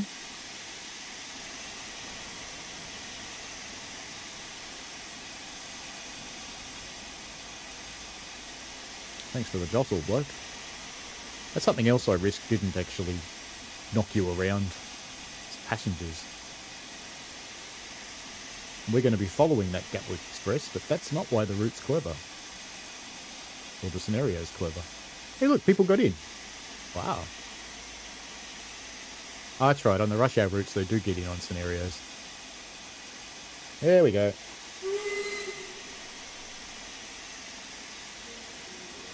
You can go for real this time.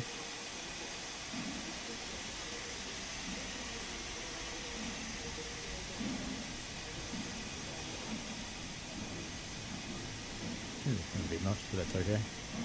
All good. Yep, wheel spin.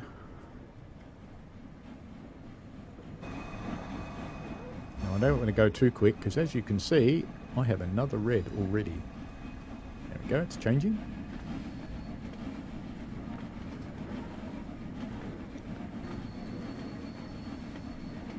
Yep. And I'm making sparks. That's not good. That's because I brought the reverser too close to mid-gear too early.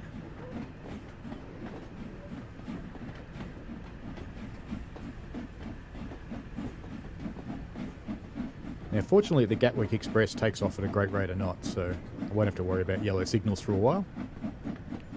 So we can just get right up to speed, because it just goes straight up to about 40 until it gets around the curve and then straight up to 80, so we won't see him again for a while.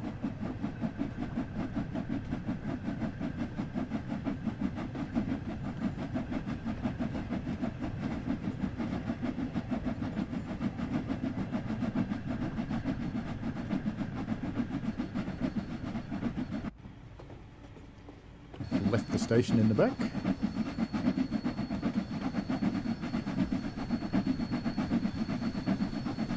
It's about the sunny side, it looks nicer.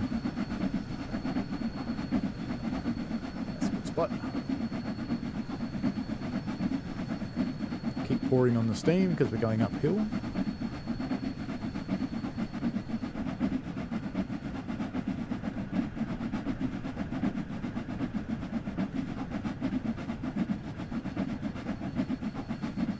Big power station off to our left there.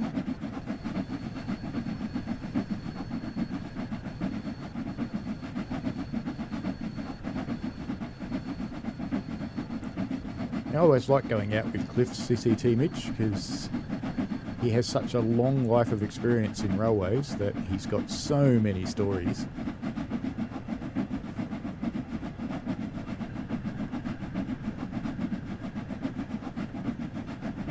He's also got some very good train handling skills.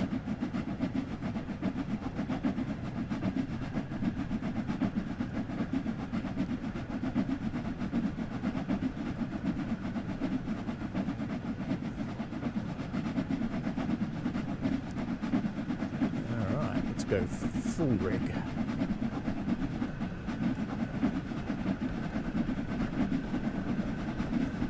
These seem to like being driven with a ridiculously short cut-off.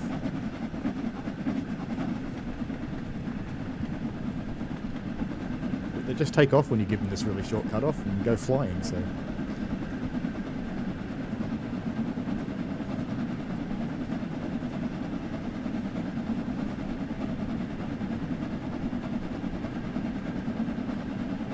Indeed, steam in the 90s station. Look out, people. Big smelly thing coming through.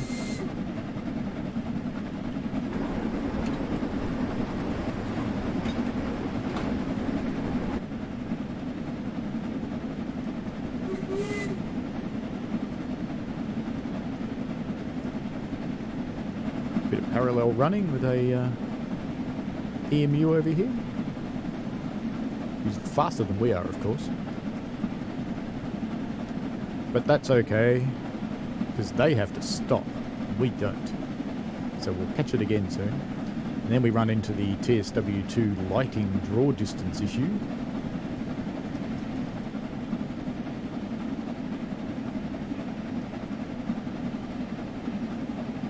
There's another GX going the other way. It's one of the reasons I like this scenario. This couple of minutes into it, I knew it was going to be a good scenario because it's busy. And yes, this is the bridge I made my derailing videos on, because I could.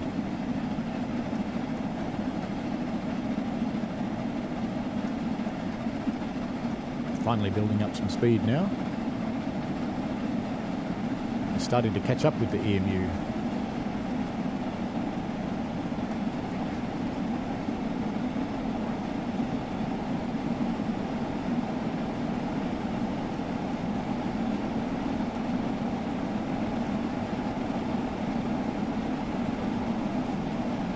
Sitting there going, I can beat this silly steam engine thing, you watch me.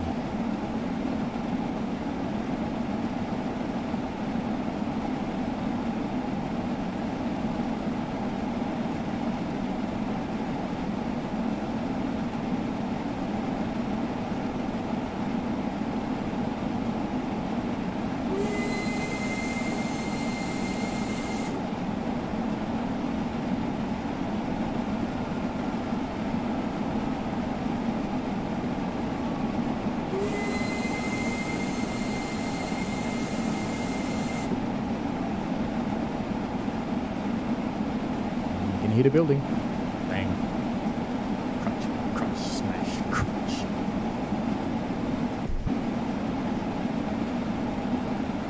I don't know how many of the people who are watching who've been on a suburban platform when a steam train comes flying through full speed. Often scares the living crap out of people, because they are so loud. There is nothing sedate or genteel about a large steam engine running at full speed.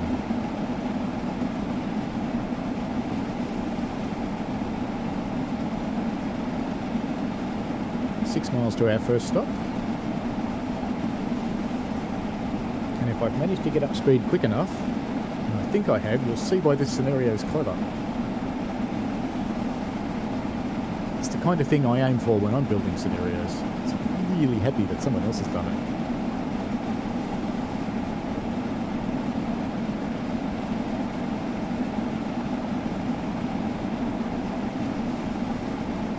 This one's one of the few in TSW who can do this with. Boston is another one. And I think you could probably do it on NTP, but I haven't tried.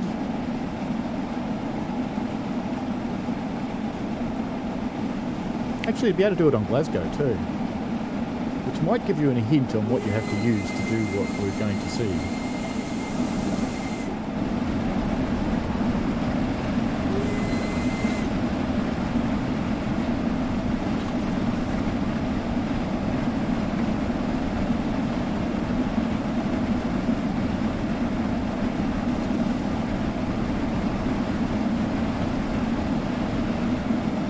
Miles an hour, if you're wondering.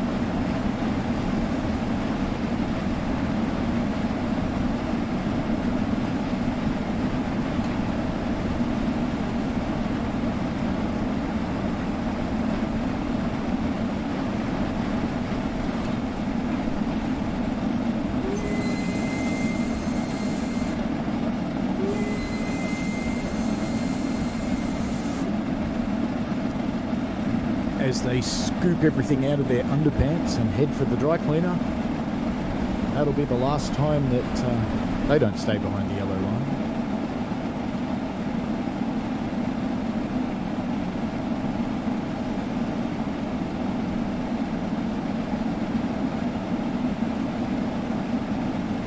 Miles to East Croydon. In fact, let's be brave. Let's turn that one off too. So now we're at the mercy of the actual signals on the route.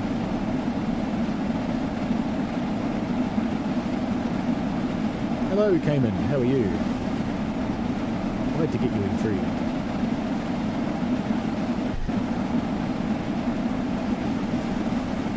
And because the scenario planner in TSW is a little bit limited, it's actually hard to come up with things that aren't just an end-to-end run, that have something happen that you have to deal with. And the person who made this has succeeded. I found a couple of others that looked clever, but they don't actually work for me, which suggests that they might have used the mod public editor, because that will only work for people who can load their modern version of the route. So there's really not much point in those people putting them on Creators Club, because they won't work for anybody else.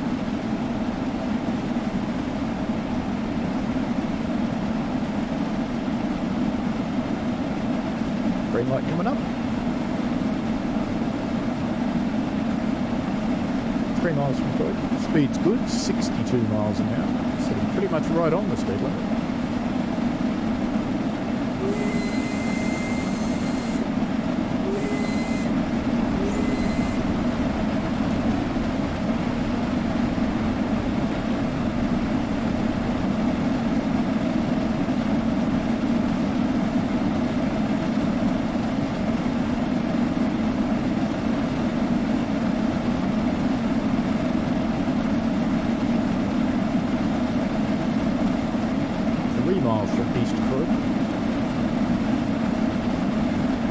I still think it's funny when I'm thinking of UK place names, because they turn up all over the place in Melbourne. We have a Croydon, we have an East Croydon,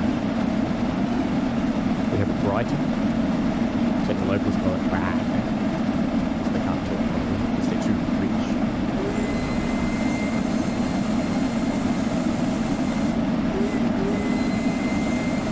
suburb I live in is called Frankston. There's a Frankston in the UK.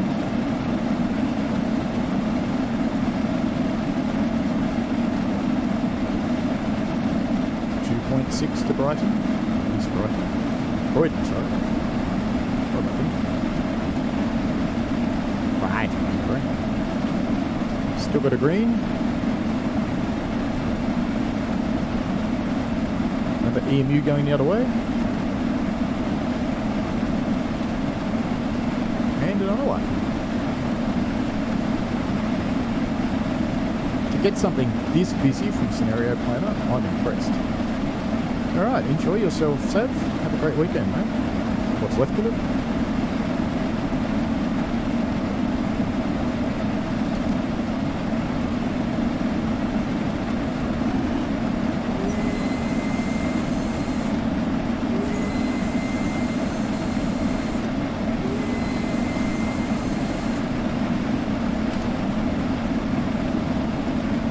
Green light.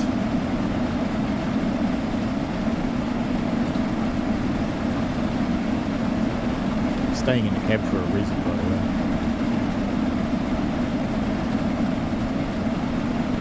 And we have another green.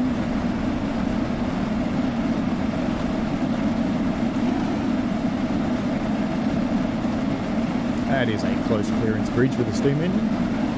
Probably would have taken your hat off.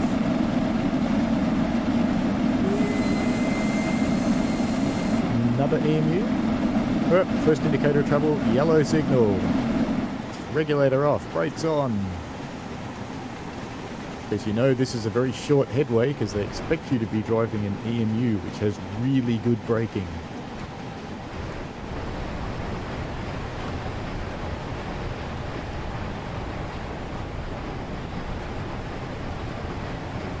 Gone from the double yellow to the solid yellow, which means the next one is red. Are we going to stop in time? That's an interesting question, but this is why it's clever.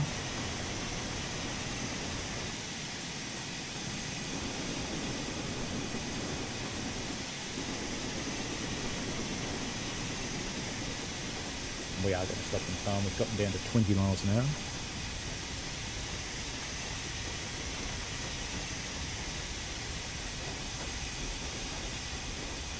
Let's just get the reg open a little bit to get rid of that safety valve.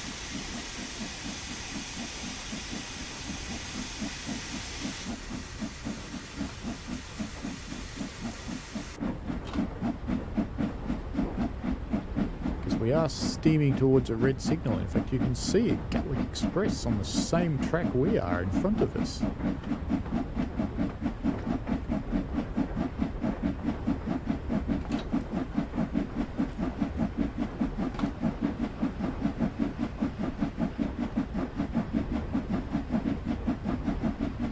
So I'll just get up behind him and stop.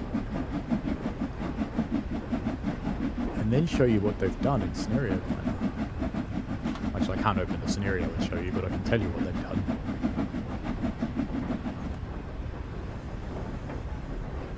Alright, let's get some brakes on. I'm going to use lots just to make sure we do actually stop because the signal's not far away.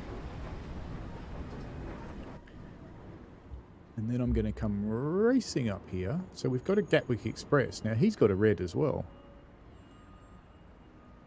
And the Gatwick Express goes on a different line we do, so it gets out of the way shortly. But then there's this one. And the reason the Gatwick Express is here, sitting there, is because this one's not ready to depart. So it'll depart at some point.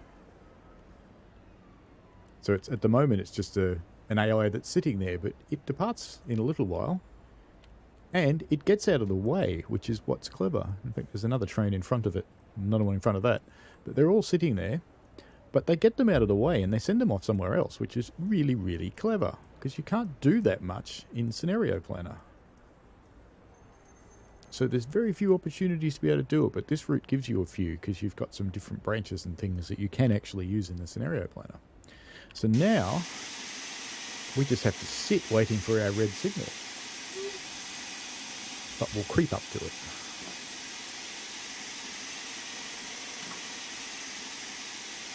Because we've got to wait for all those ones to clear out of the way.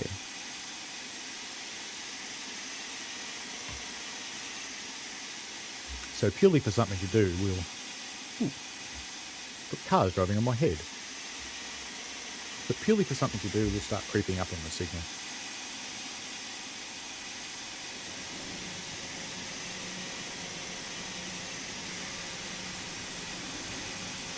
The MU's getting the last laugh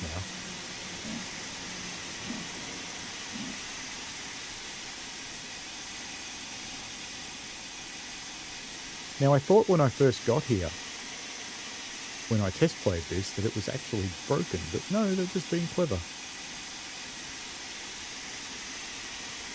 Giving you a traffic situation to deal with.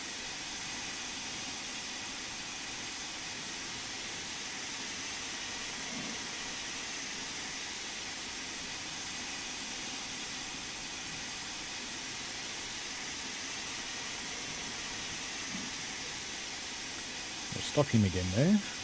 Give it full brake just to make sure it does.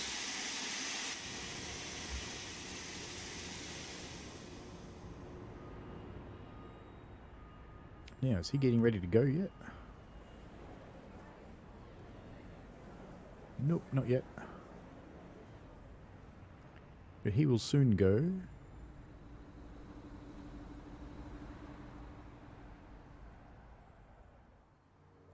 He's got to run down this line here, I think. Which is what he's waiting for, is for this to clear. Because there's stuff happening and there's changing tracks. So this one's gotten routed through. So when that EMU that just pulled into the station up there, the green one, comes in, it'll get routed through and it'll come out onto this track. And after that,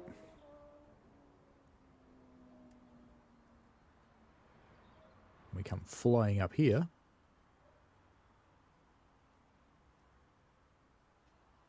Yeah, here goes one of them.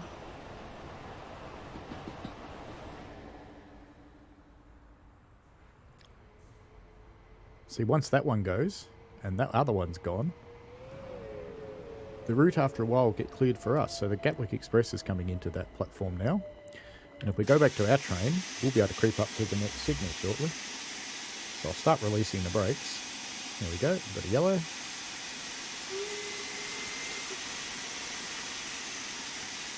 Because if we just creep, the Gatwick Express will get out of there pretty quickly. He's already starting to move, I think.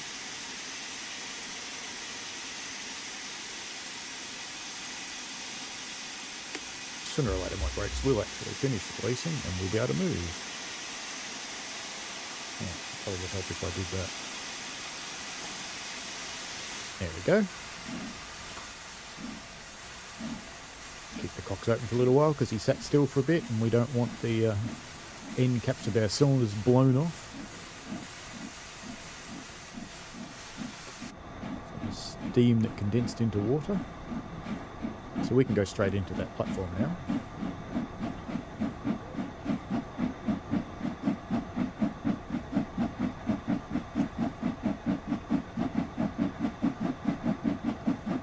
So Cayman A, yes, it doesn't involve us switching lines, but it involves another train switching lines that gets routed in front of us. But then all of those trains disappear because you don't have to follow them into Brighton. So you get to go back to a nice high-speed run. So you get this nice bit of complexity in the middle of your run that makes it a lot of fun.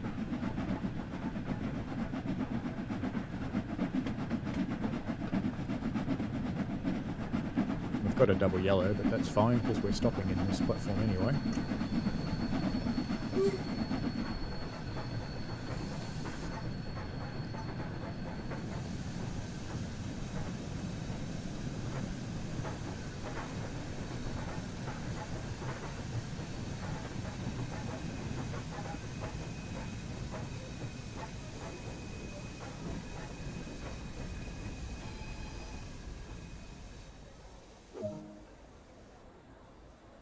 Alright, close our doors.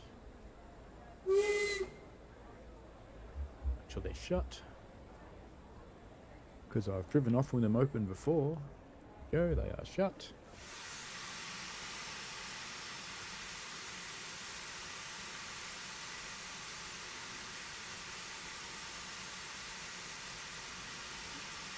Eventually, there we go, starting to move, bring the reverser back,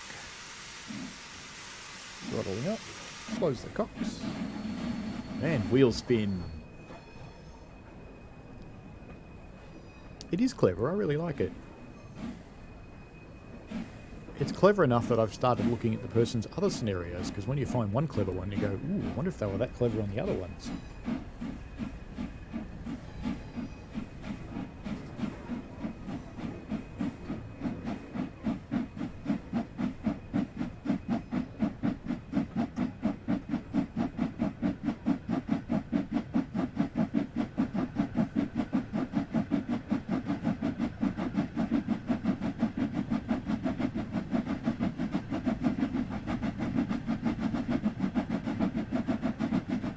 We do get to chase that Gatwick for a while, but it gets off at the airport, so we could still run into more yellows.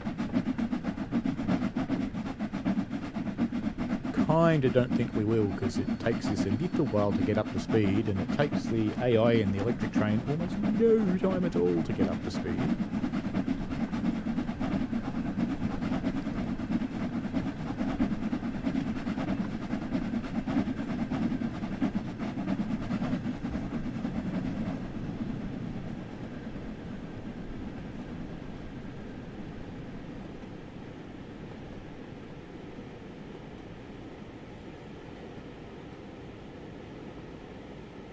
The first class people.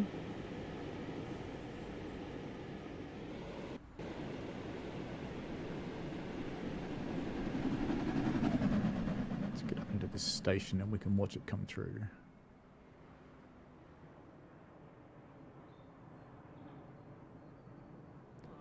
Should come through on this side, I think.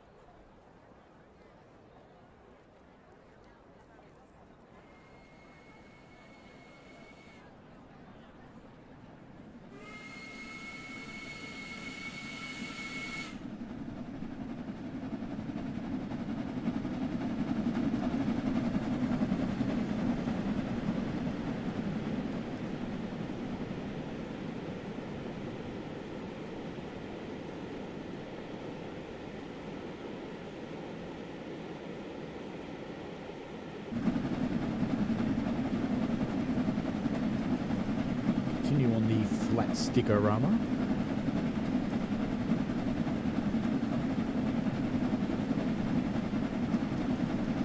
We are going to have to change tracks soon.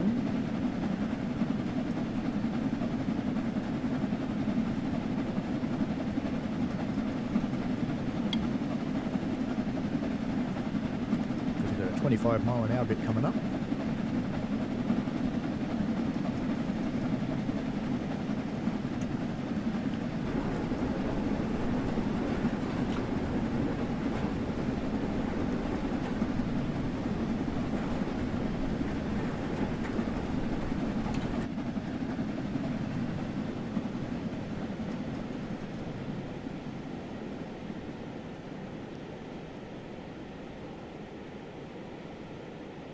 Quite a long train. Double yellow.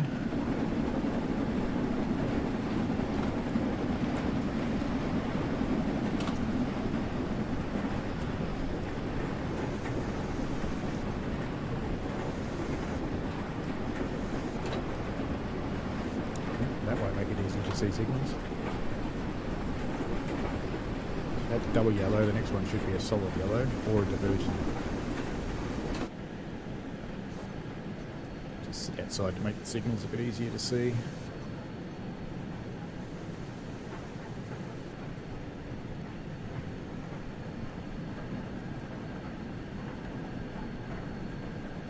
Yep, we've got a green again.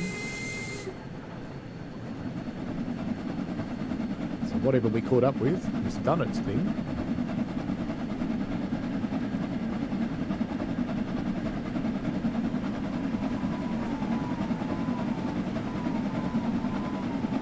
back to the roof.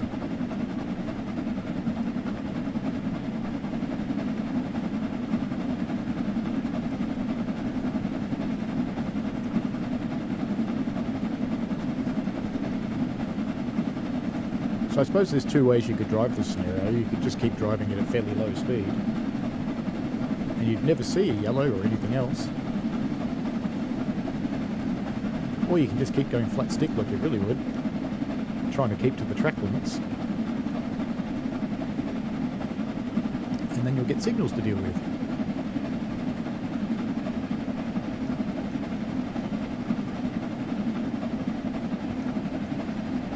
Which I reckon is more fun.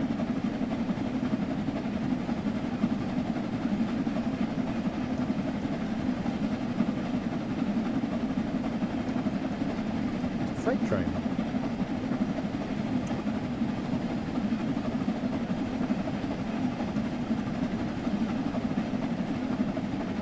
A German freight train, in fact, in England. Excellent. With an English locomotive.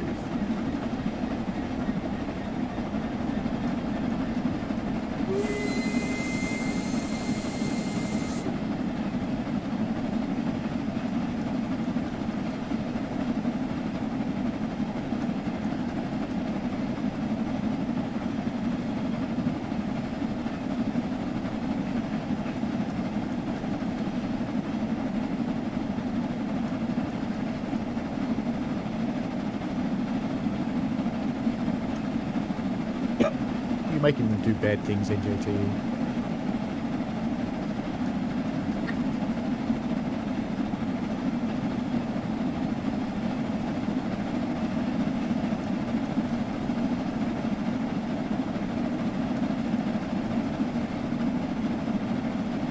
Do they really, NJT? What about that?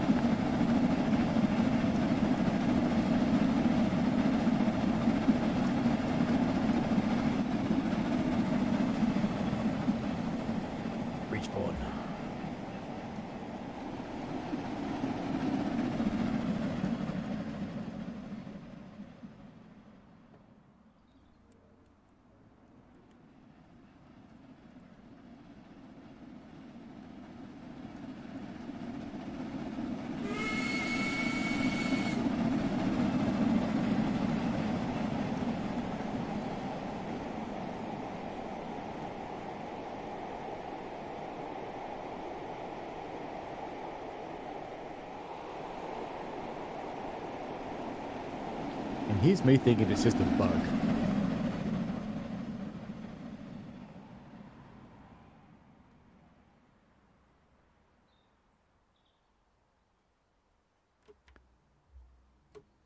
Yeah, we can't sit down there. Let's go to sit down there to watch it come past. Sit on this footbridge. Here we go. This is the kind of thing railfans would congregate on. Oh, look at the ballast over the track. Naughty.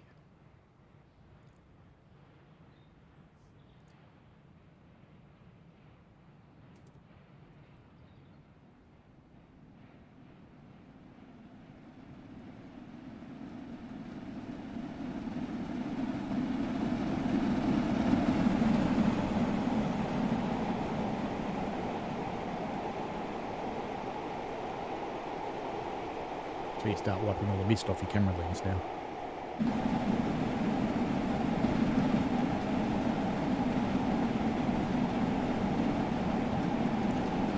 Green again. 44 miles an hour.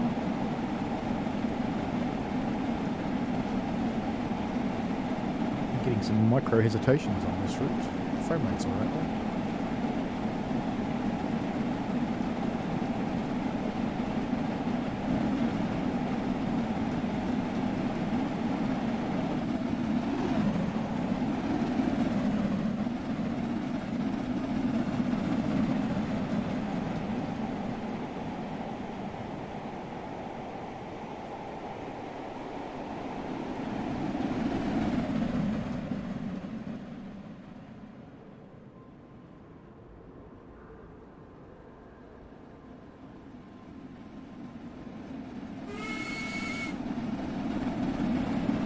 Watching the steam train go past.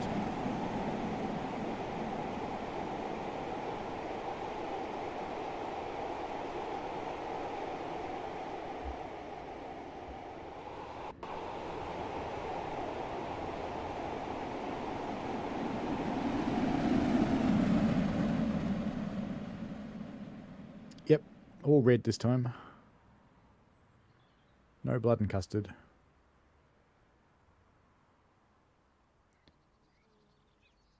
Here's a pretty good spot to sit.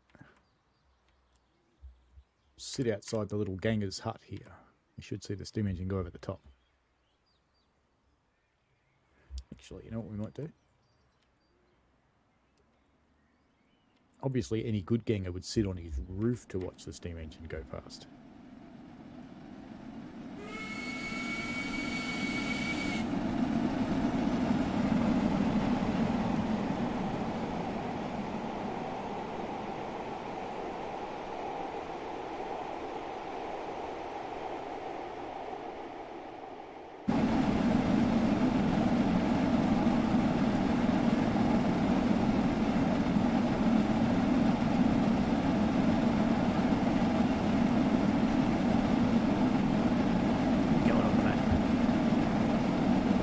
Good.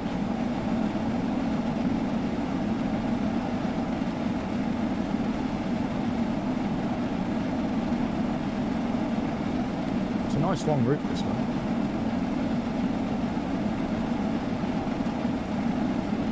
Green light and laughingly 90 miles an hour. We're only barely reaching 50. That's on good.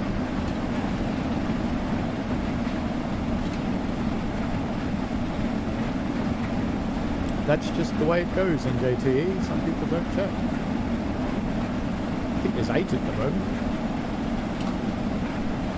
The count you see is different to the count I see, because I can see the people who have got private accounts. I can't see who they are, but they come up in my count.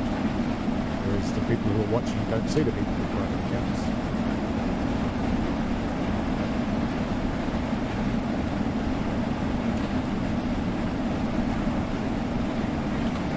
Long underground section where our invisible fireman is insisting on firing. We should hold the door shut. That'll stop him. Yeah, they try to open it. Won't let them.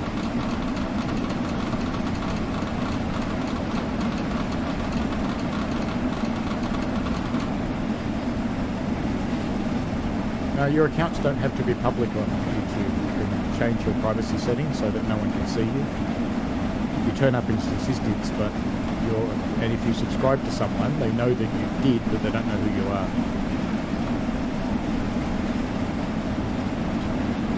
So you see your subscriber count go up, but if you look in the list of subscribers, you won't see them.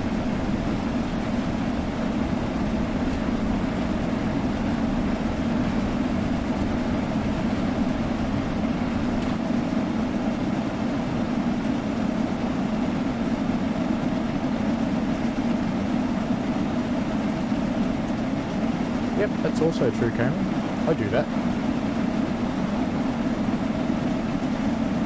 While I'm playing, I'm often watching someone else's stream.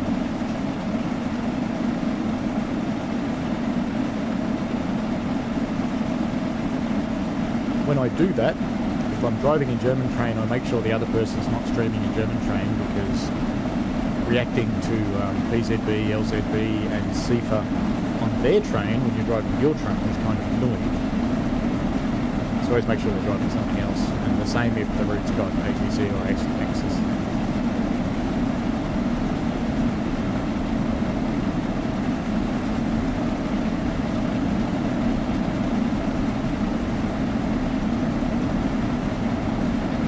It's not uncommon to have more views from non-subscribers than subscribers. It's kind of normal.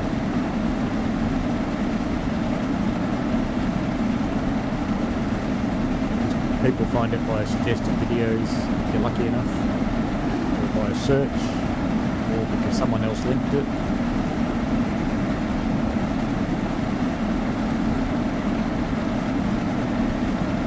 And sometimes a video just goes berserk for no reason at all.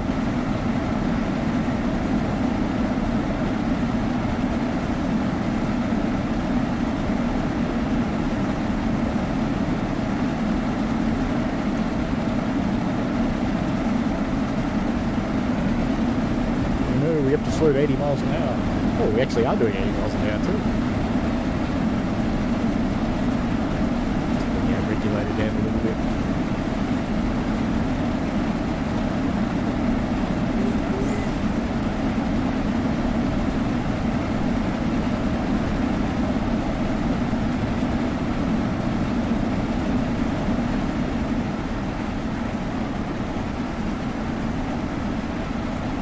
Downhill here, it is.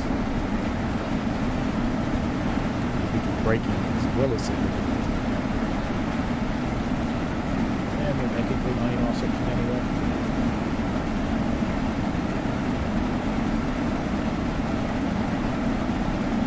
I know you can't see the speed.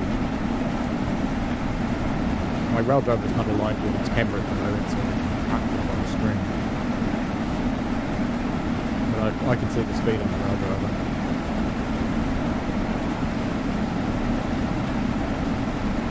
Train. Whack. Come train.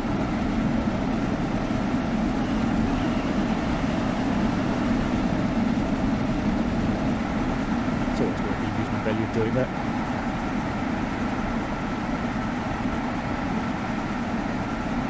Cruising along right at the speed limit at the moment. Happy cruise at 90 miles an hour, even though this loco really couldn't do that in real life. We are getting sparks.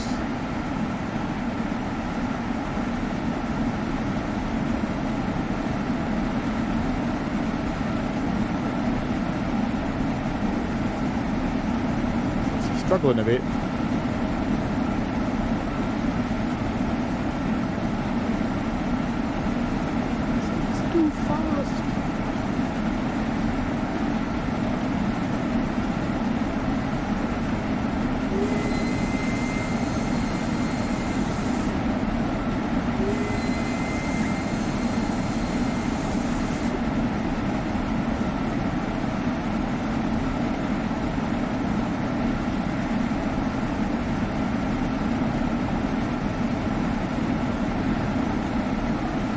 JTE needs the 313 to get all the services on this route.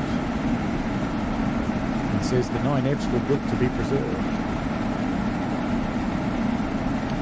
If you don't already have Spirit of Steam, or watching the stream, or catching up on it later on,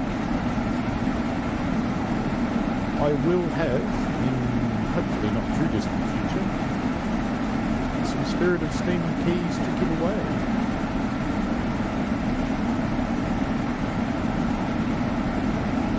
At this point, assume they're all Steam, but I have asked if it would be possible to get console keys, but I have not got that answer.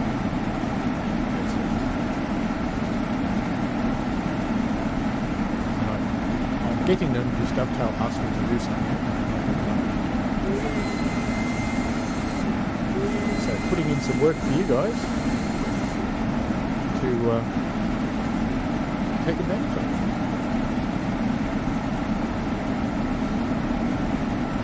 Plane at Gatwick Airport.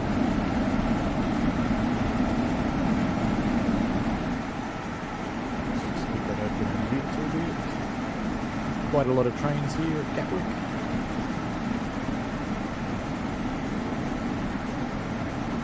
It's going again to 60 because we're curving through here. But I'll just let you know on the side that we're doing nowhere near 60. Ooh, not by a long way. That's okay. Ow.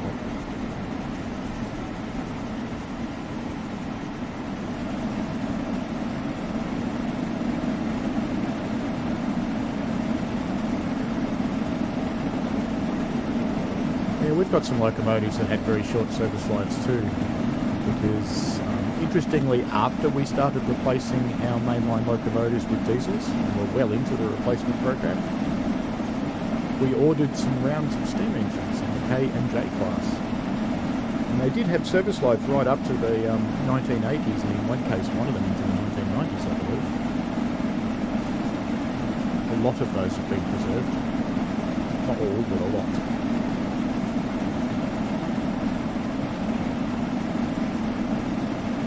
And they're an unusual locomotive. They were built to be re-gauged so that they could run on our broad gauge or the standard gauge lines. So we have 4'8", 5'3", and 2'6" in Victoria.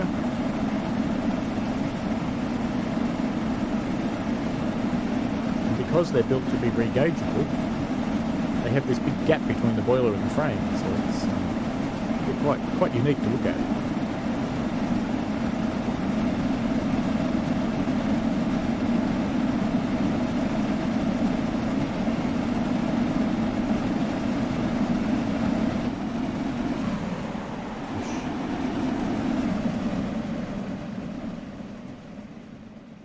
Let's go find somewhere interesting to wait for this train.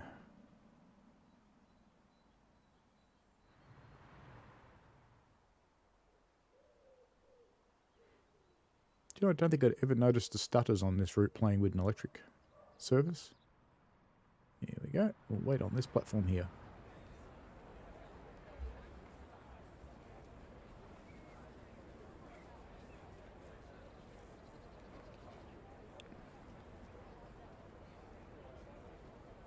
Yeah, so NJT, I have actually asked if I can get some console keys, so we'll wait and see. I don't know if they have an easy way to generate or give away console keys, so that would be the influence on the answer.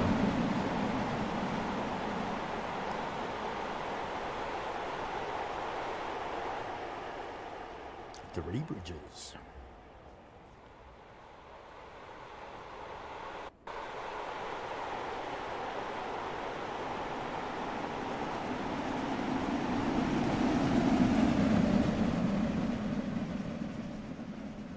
Over here by the rail maintenance sheds, as they would have heard the steam engine coming. They come out, run out and have a look. NJT says the Class 379 only had 11 years of service until their operator ordered newer trains to replace most of their suburban fleet. But since they still have life in them, no one knows what will become of them. They will probably go to an operator that can't afford new trains.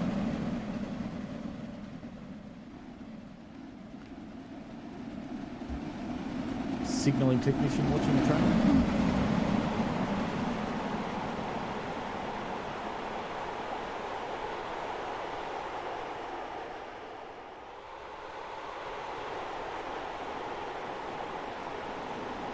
And Chicago's playing Sandpatch Parade.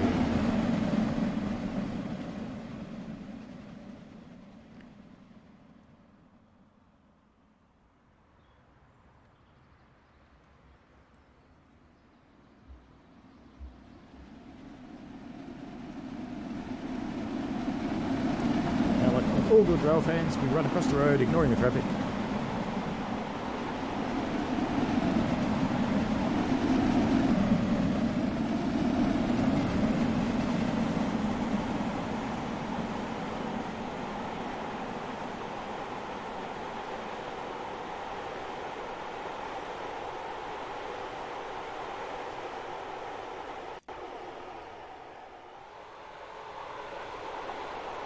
My guess would be in JTE they'd probably get sold off to another country.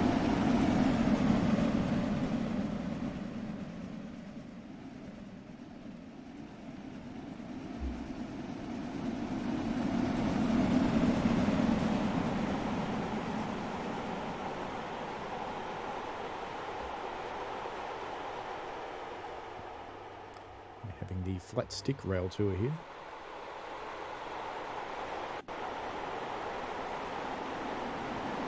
Oop, tunnel.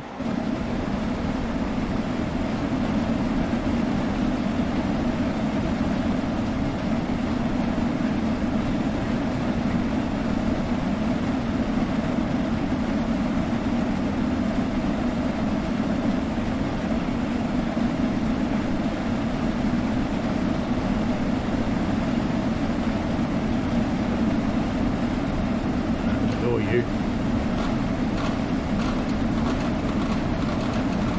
Closed invisible time and he will kill us. There you go, there you go.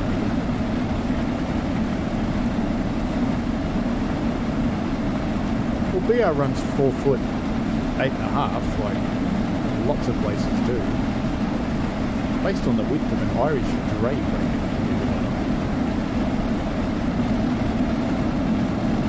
So I wouldn't be too surprised if they could run something else.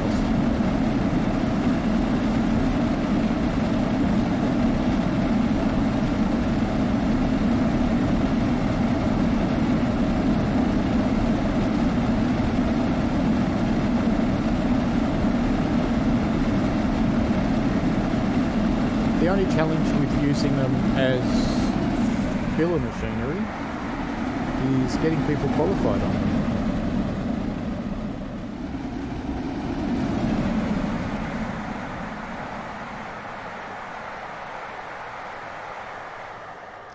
Perfectly timed.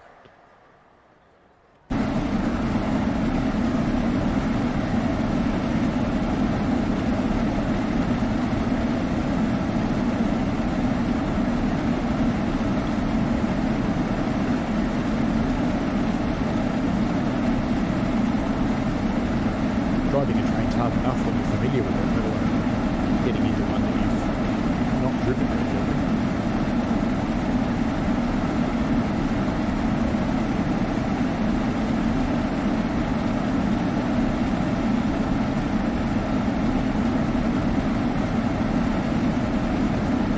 Cayman thinks they'll get cascaded off to other operators like Southern.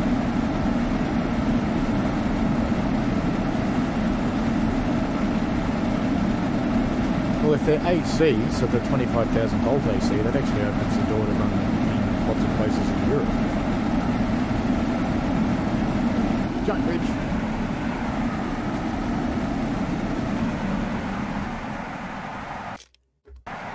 Wasn't quick enough. Can I catch him? Can I catch him? Can I catch him? No. Forgot about the giant bridge on this route.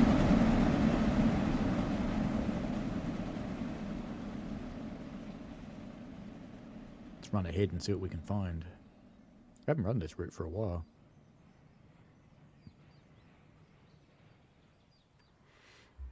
There's a good spot to watch a steam train from. Just sitting on the stairs.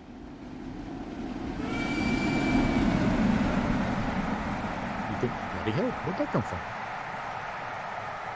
Dragon just went past me.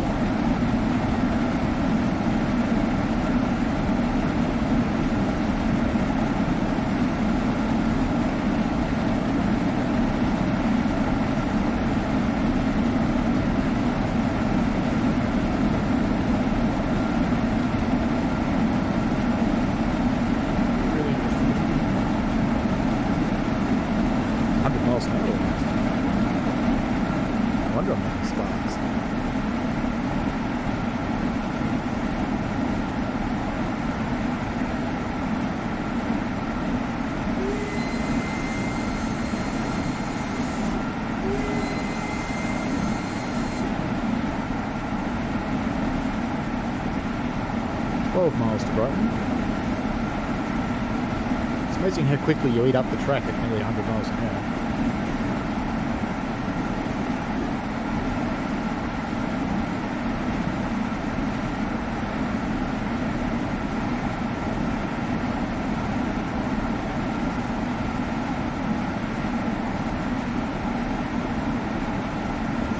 Yeah, it'll be interesting to see what they do again.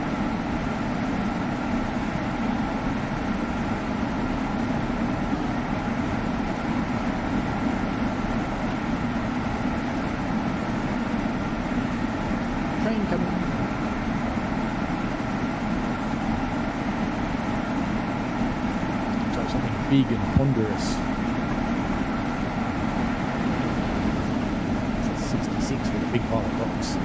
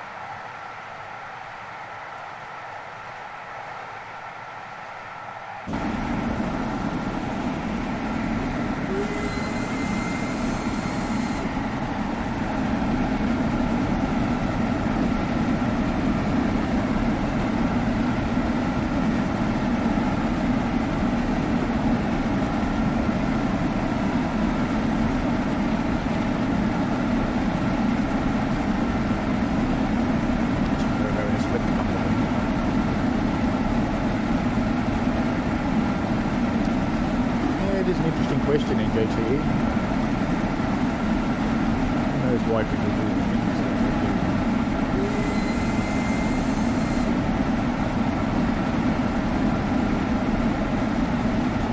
We were about to have given Mallard a run for 20 there, but slowed down again. Slight upgrade here, I think. Yep. We were doing 106.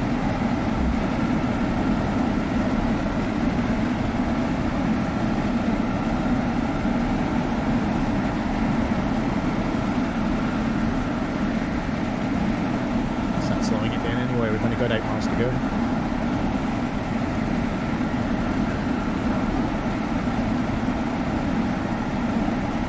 How are we on the map?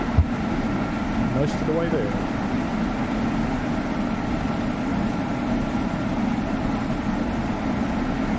I'm guessing if I went up in the air, I should probably be able to see the seaside. No, not quite.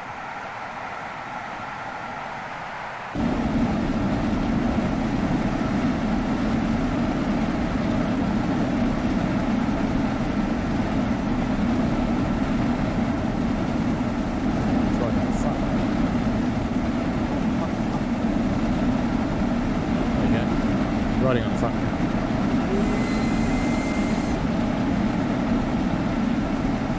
Imagine sitting here at 100 miles an hour.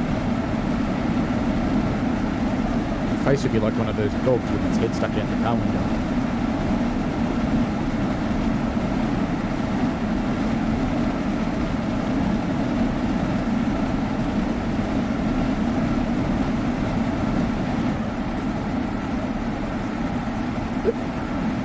Tunnel time.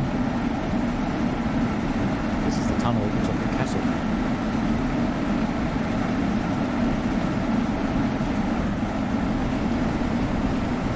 No opening the door. Wait. Stop it. Wait. Do it. Good. No. Stop thinking about it.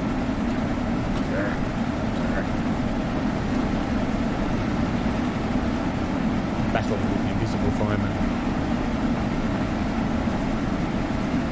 Could be shuffling like a crazy thing. There we go. Just under the safe. Yep, we're doing 100 miles an hour. I reckon if you stuck your head out now, you'd probably get your head ripped off.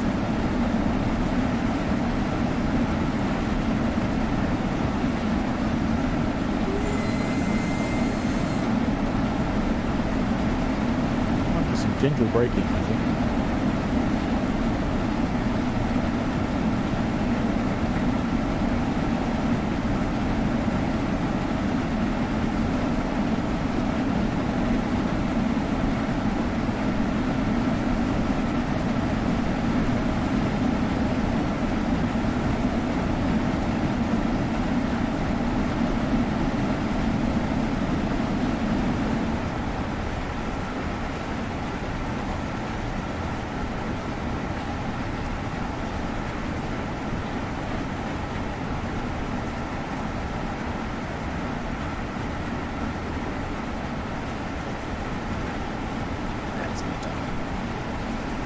Should actually start slowing down, I think.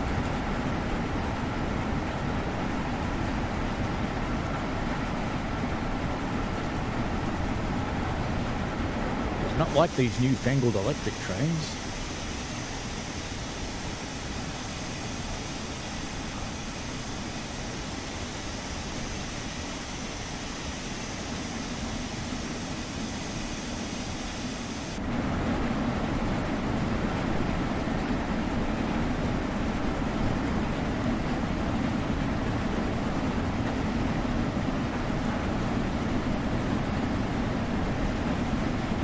Almost at Brighton now.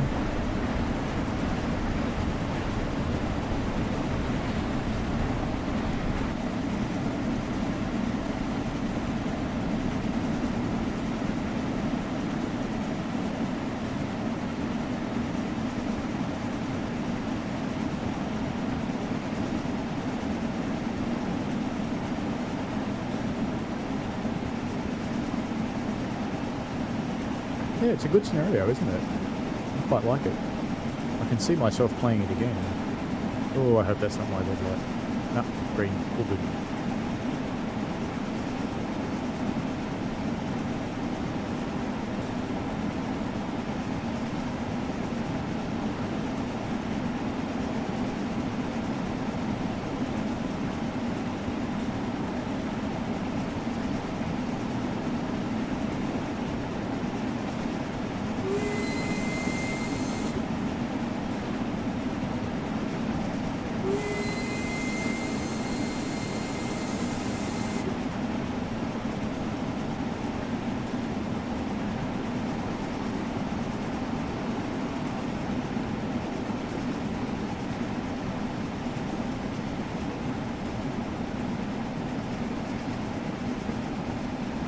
Sad NJT. What you could potentially do for workaround for that is you can now download the liveries that you've uploaded to Creators Club.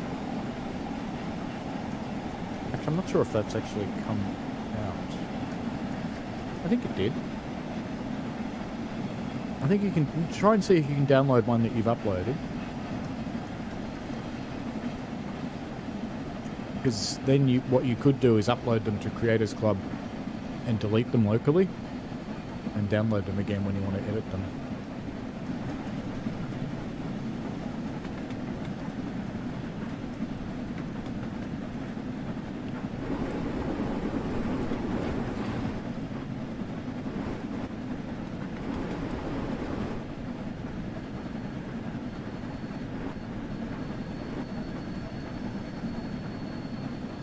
Or you can go through and find the ones you don't like and delete them. That would be another tactic.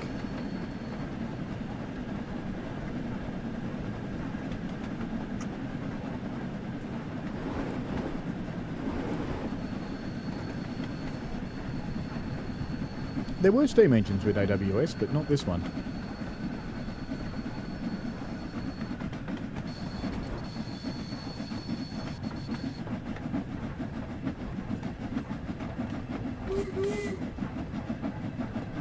Where the EMU's going, why is it on my track?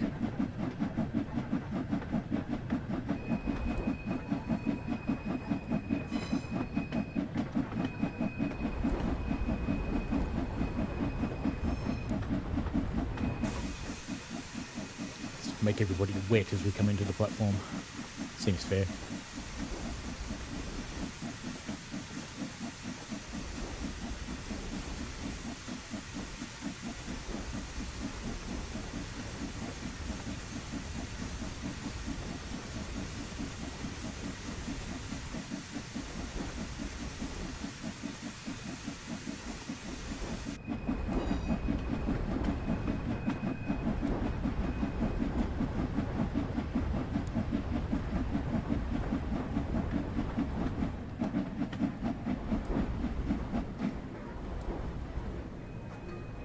Oops.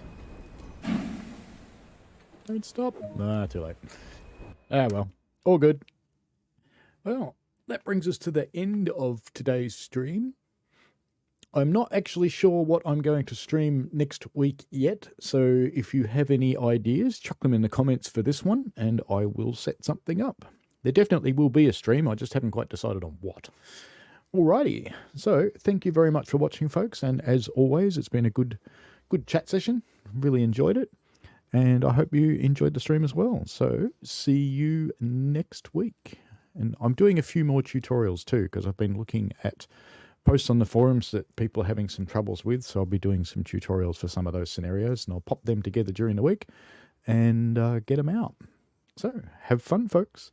See you later. Thanks for watching, folks. I hope you enjoyed it. I always like to get your feedback in the form of likes and comments because they help me understand what you want. Give the channel a subscribe and click on the tinkly things so you don't miss out on any new stuff. And thanks for your ongoing support. And please, be safe out there.